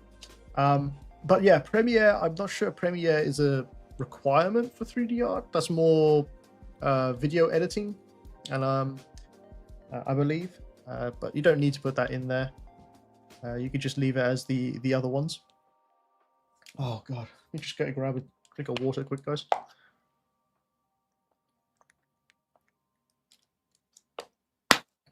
Okay. Let's look at the portfolio.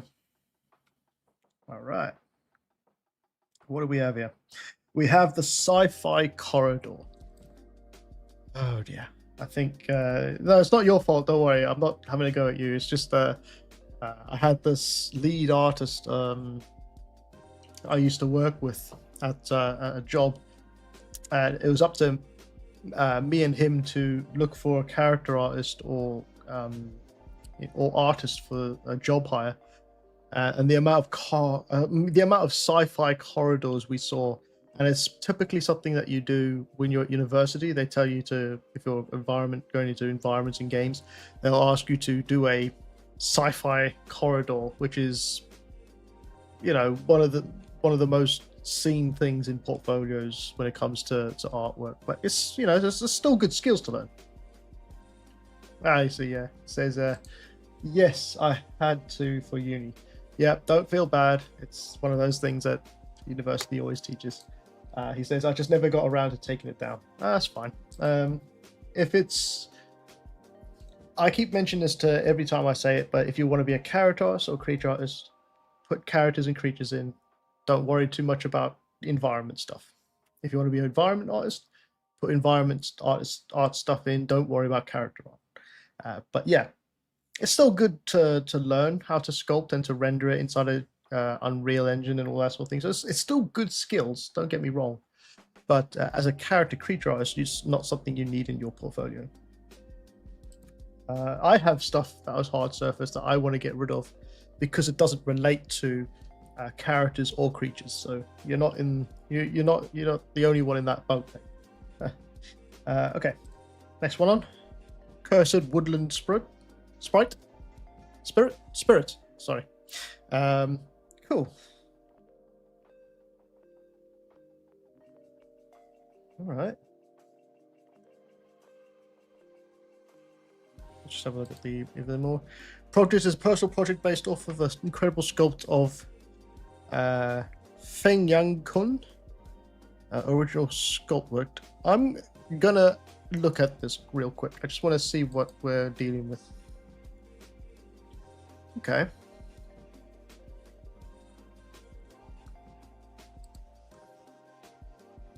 Okay, yeah, it works really nicely.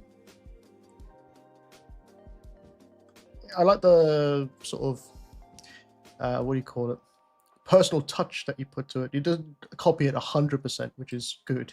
You don't want to really copy anything 100% unless it's a character or a celebrity that you want to copy exactly. But adding your own spin to things works well. I like that the wood texture you have on here as well. That looks really good. It works really nicely. The face looks really nice. I'd like to see maybe one more, maybe even a turnaround, like a character sheet. I've already been through this tonight, but if I just jump over real quick, sorry everybody else who's already seen this, but if I just jump over real quick to my one here, I'll just pop into this one, and you can see how I have my final image. I have a time lapse, but you don't have to worry about that. Time lapse is just something I put in there because I've got a YouTube channel. But the next thing will be some sort of character sheet, which would be like something like this, which is just basically rendered out in ZBrush and then composited a little bit inside of Photoshop, just to sharpen it and put it into like a character sheet like that. And then any other alternative designs you can do with it. So anything that you want to maybe add some extra color, or you want to add something else to it, but you don't want to sculpt it. You can just take it into Photoshop and work on it inside of Photoshop. And then obviously like a nice turnaround like this, maybe if you have the time or you have the experience to do this, or you could just do it inside of Photoshop. You can inside of ZBrush. You could just do a turntable of your model, and then I also have a quick time lapse down here showing the procedure of how I sculpted it. But this is more advanced stuff. There is a tutorial on YouTube for free on my channel, which you can watch how I do this sort of thing. So if you wanted to do this type of like speed sculpt time lapse, I think you could call it, then you can go check that out on my YouTube channel. Yeah, so that's how I typically would make my portfolio. So if I was you, I'd have this piece here, then I'd have them all on one sheet. So have a character sheet with multiple angles, and then have like a turntable or any other work in progress stuff at the bottom. I got a question here. It says, I just got a copy of Marmoset to start doing faster clay renders, so I definitely want to do turntables on my future work. Yeah, on your future work and even on this work. So even if you bring this one into Marmoset Toolbag, it's already done. You just update in the portfolio because you want to be able to show off good work. So even if it's even if you've done with this piece, go back to it, render it inside of Marmoset Toolbag, get a better render if you can, final render, and also a turntable, because it does it really quickly inside of Marmoset, which is really cool. Right, let's go back. Let's look at something a little bit more. I'm curious to know what this is, because it's got Unreal on it. Oh wow, that's crazy. What is it? Fey Beast, of original work in progress. challenge I tried on this character is using zero reference. Using no reference is not best idea. True. Wanted to really test my anatomy and knowledge and see, well, create design looks okay. Well, you got some nice Unreal Engine renders in here. I see you've also rigged it, or someone's rigged it, which is cool. Got some physics going on the sort of hair stuff. I don't know what you call it, fur. Ah, there it is. That's what I want to see. So, got a nice anatomy on this one. Is there any without all the gizmos? There it is. Okay. Yeah, it's good. It's a good sculpt. It's a bit of a crazy character. It's got a huge bicep, by the way. I'm not sure how it moves its arms, but it's got some really big biceps there. Unless it doesn't move its arms very much, but yeah, it looks good. Covered by the hair, sculpts, got some... See, this is good breakdown. I like this breakdown because you're showing a lot of work in progress stuff, right? And this is more interesting to me than just a final render. I get to see exactly how things look, and you've even got examples of it inside of Engine as well. With a it's got a good reflective map. It's got a good texture map on it. You got some good textures on there as well. This must be inside Substance, I believe. That's good. This is a definite high flyer in the portfolio. I would put this one closer to here at the front, because I don't think this one... Let me just have a look at this one quick. Oh, wow, that's cool. Did you... If you sculpted that, I would... Is that in the portfolio? No. If you have that as a sculpt, I would put that with this at the beginning because it looks really good. I like that a lot. That's a strong point. That's cool. I think that's in your portfolio as well. That's got some really nice anatomy going on there. Even though it's creepy stuff, it's got some good anatomy going on there. Let's have a look and see if that's in here. There it is. The render, the final render is it's a little bit, you know, unfinished maybe. But the sculpt itself is really cool. If you're in doubt, right? Here's another thing. Here's another quick tip. If you're in doubt about the final render of your character, just render a gray image, or just render a gray version, like matte cap of your image, of your model. If you feel like you don't have the skills to take it to the final concept beauty pass, then just render in gray. There's a guy called Luke Stark. I'll just find him real quick. I've shown you this guy before. Right? He's one of the best ZBrush artists out there. And the majority of his work, personal work, is just gray images. It's just gray models. And this is all he does for a majority of his personal pieces, right? As you can see down here, they're just gray. And it leaves, I mean, he knows how to do the texturing side of things, for sure. But he's not having to worry about texturing these things and possibly making his work look really dodgy with some poor textures, because he's making the models speak for him, basically.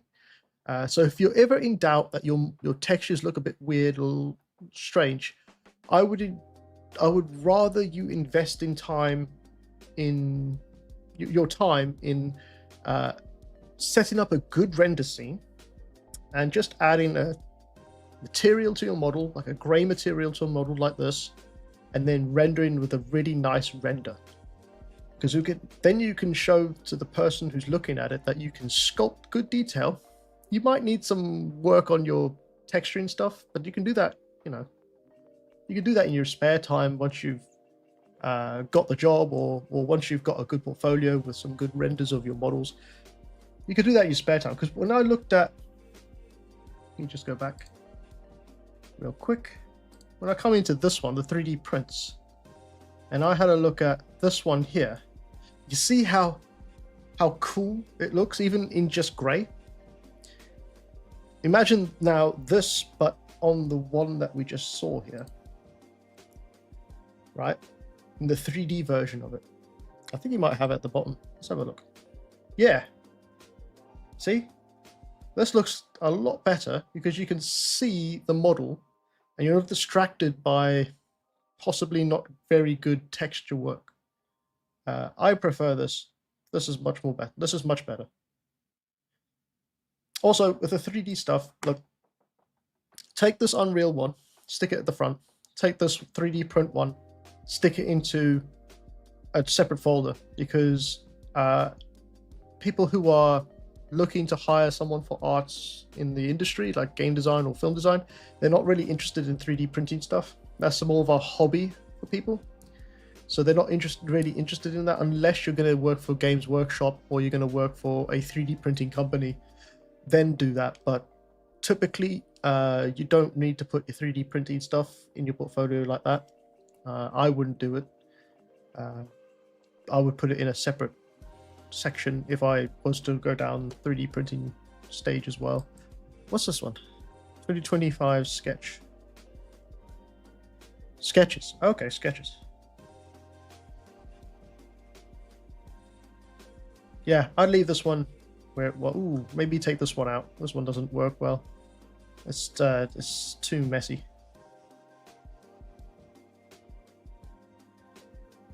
That's cool. I like that. I like the shapes going on in that one. Don't like that. Take that one out. That wouldn't work with that one. This one's cool. Yeah, this one's really cool. It shows your experience with anatomy and shape language. But so no to this one, yes to this one, yes to this one, no to this one, yes to this, yes. That's a bit of a big one, that.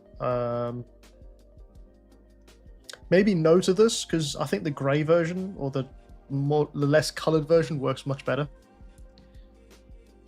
Yes to this one. And yes to this one. So, I mean, you've got good skills in sculpting. You know, you know your shape language, which is always the hardest thing to try and learn. Ooh, no, not this one. I don't like this one. It's too messy. It's too much going on.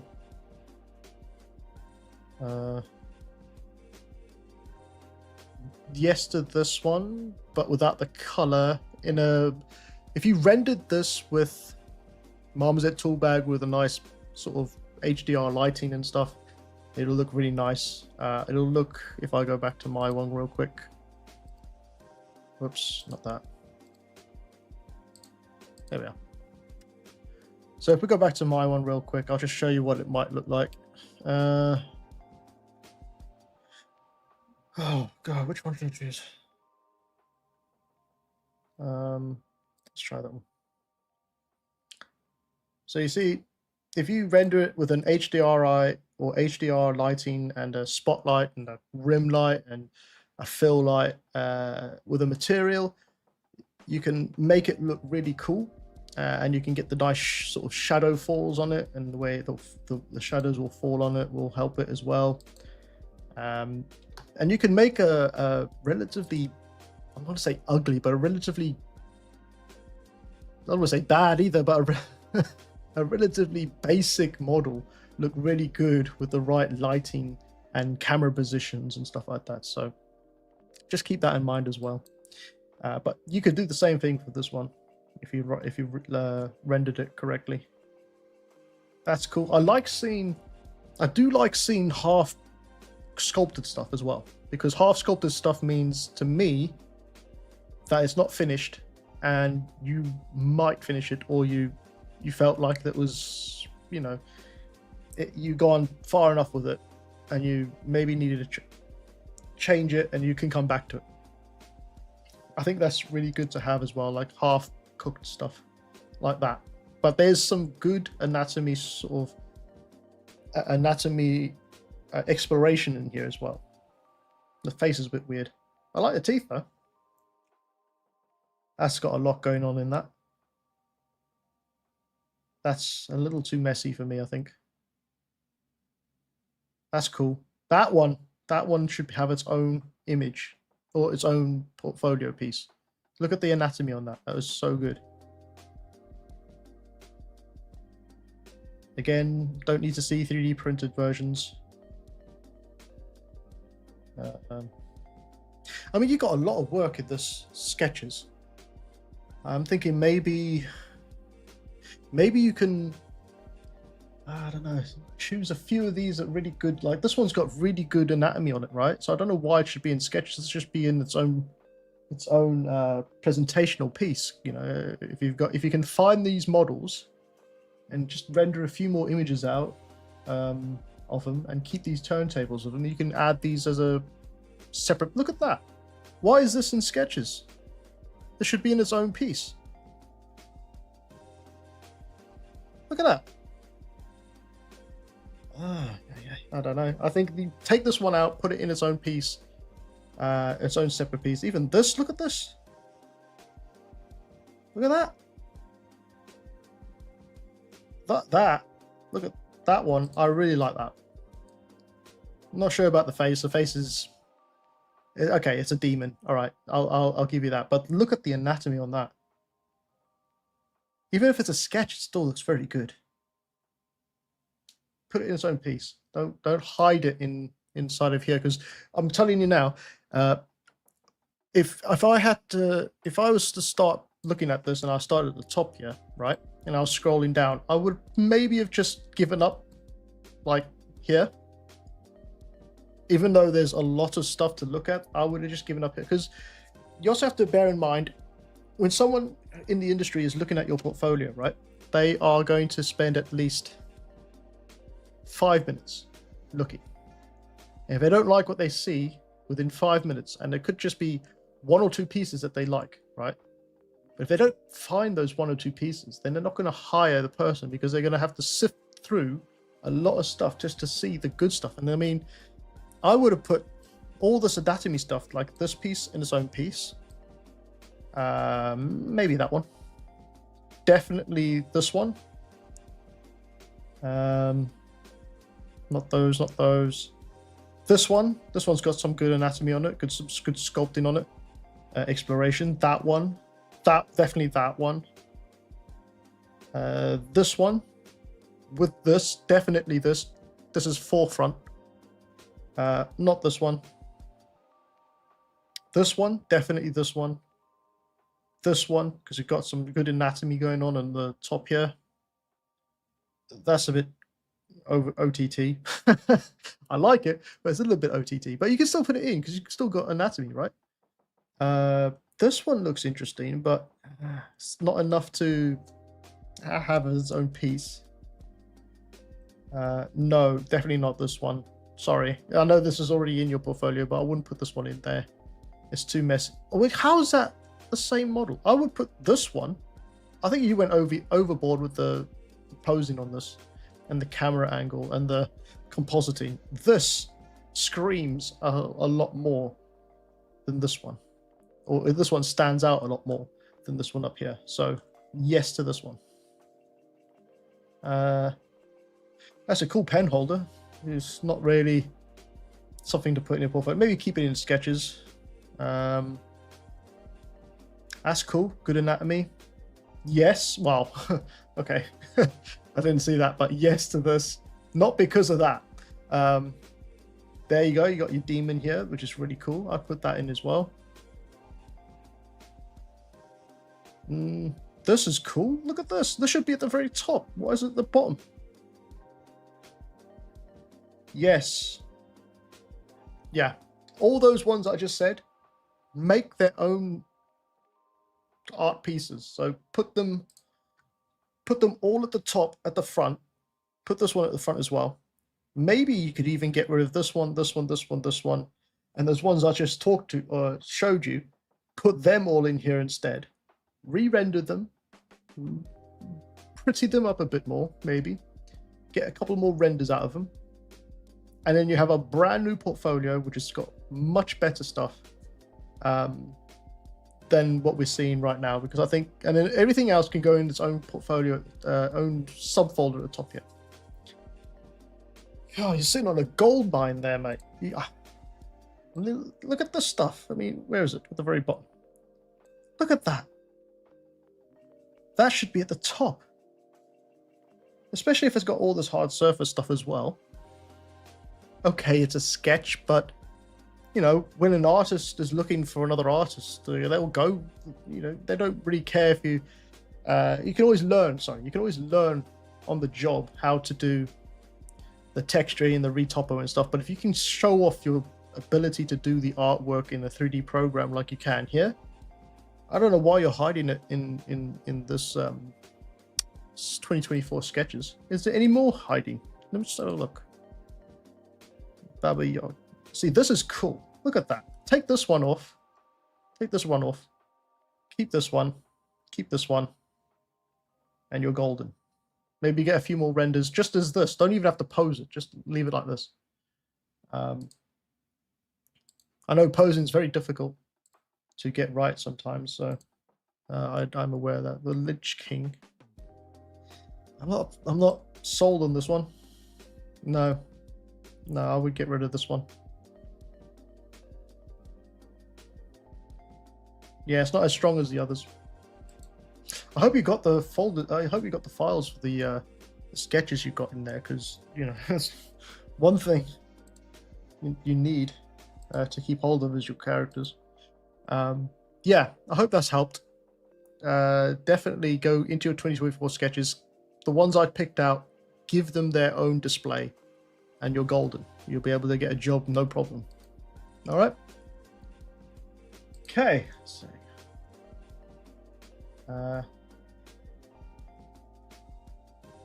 Oh, good. He has, yeah. He says, yeah, I have all my sketches on a drive in a drawer. You shouldn't have them in a drawer. You should have them in your art station. But yeah, no, definitely. You're very good. They got very good pieces. Get them, blow the dust off, re-render them, get them in Marmoset toolbag, make a dynamesh them, or dynamesh, dice, what's it called? Oh, was it? Decimate them, stick it in Marmoset, put a gray material on them, get some nice lighting, get HDMR on it, and you're golden. You're absolutely golden. Let me just quickly show you.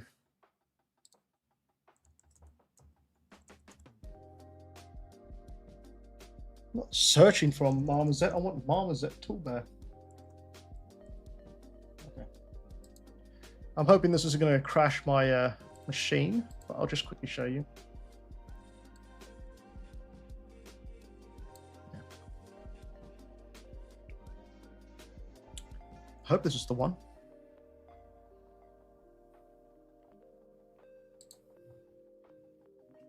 It says, thank you a ton. I have not really looked for portfolio critique in a while.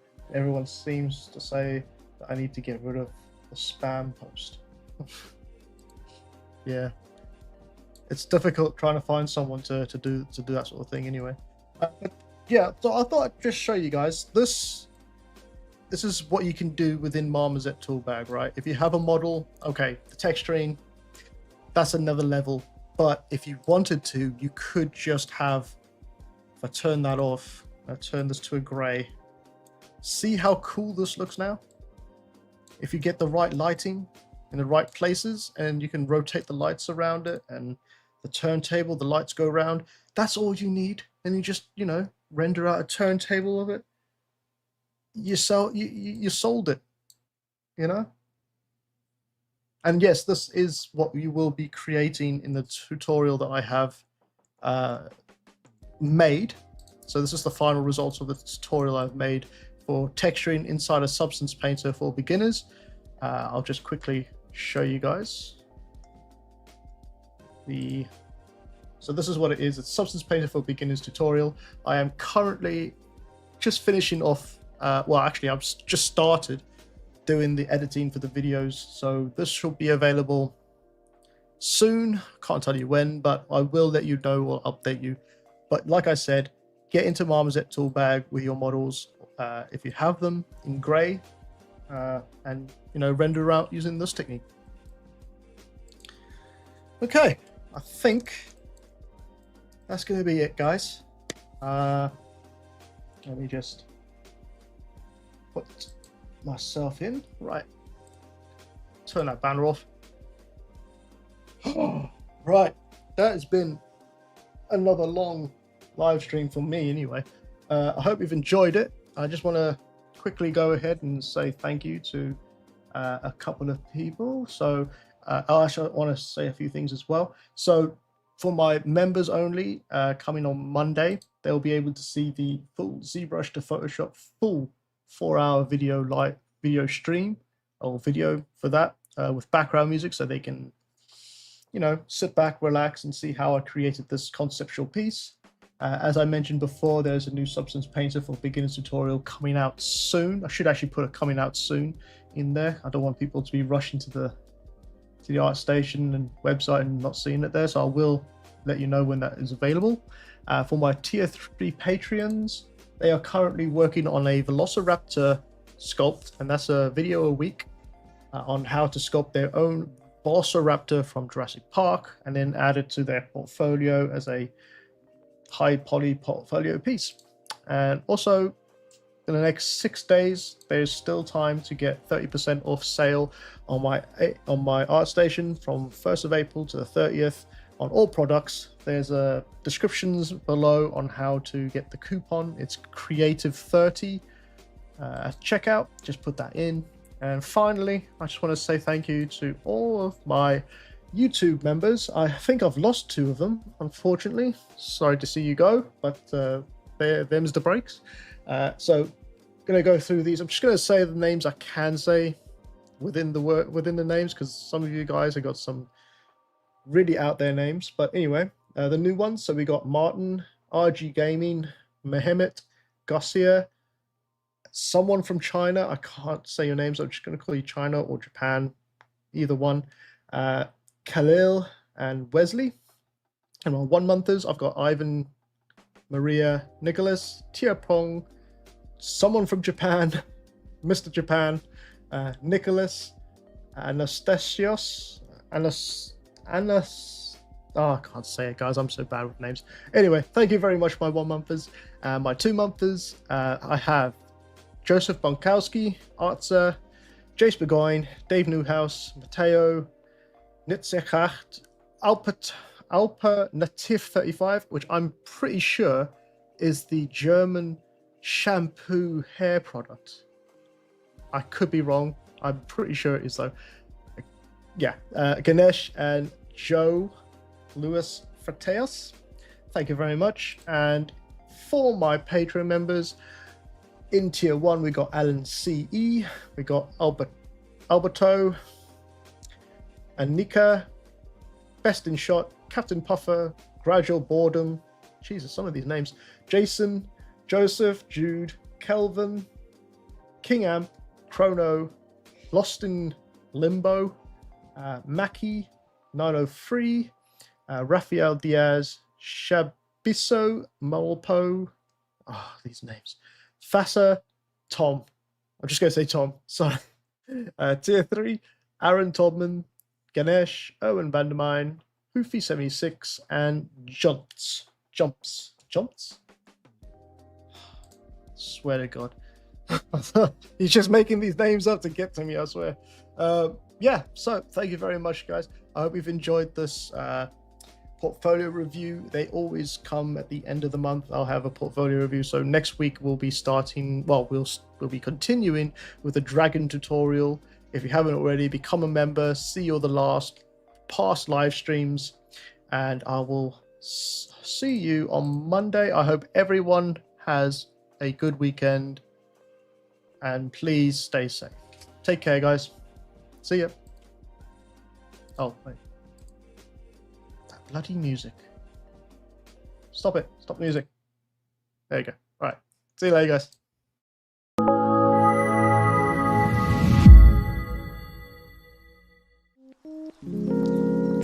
Thanks for watching. If you're interested in more exclusive content and want to support my work further, then please check out my Patreon page at MLW_creative for more.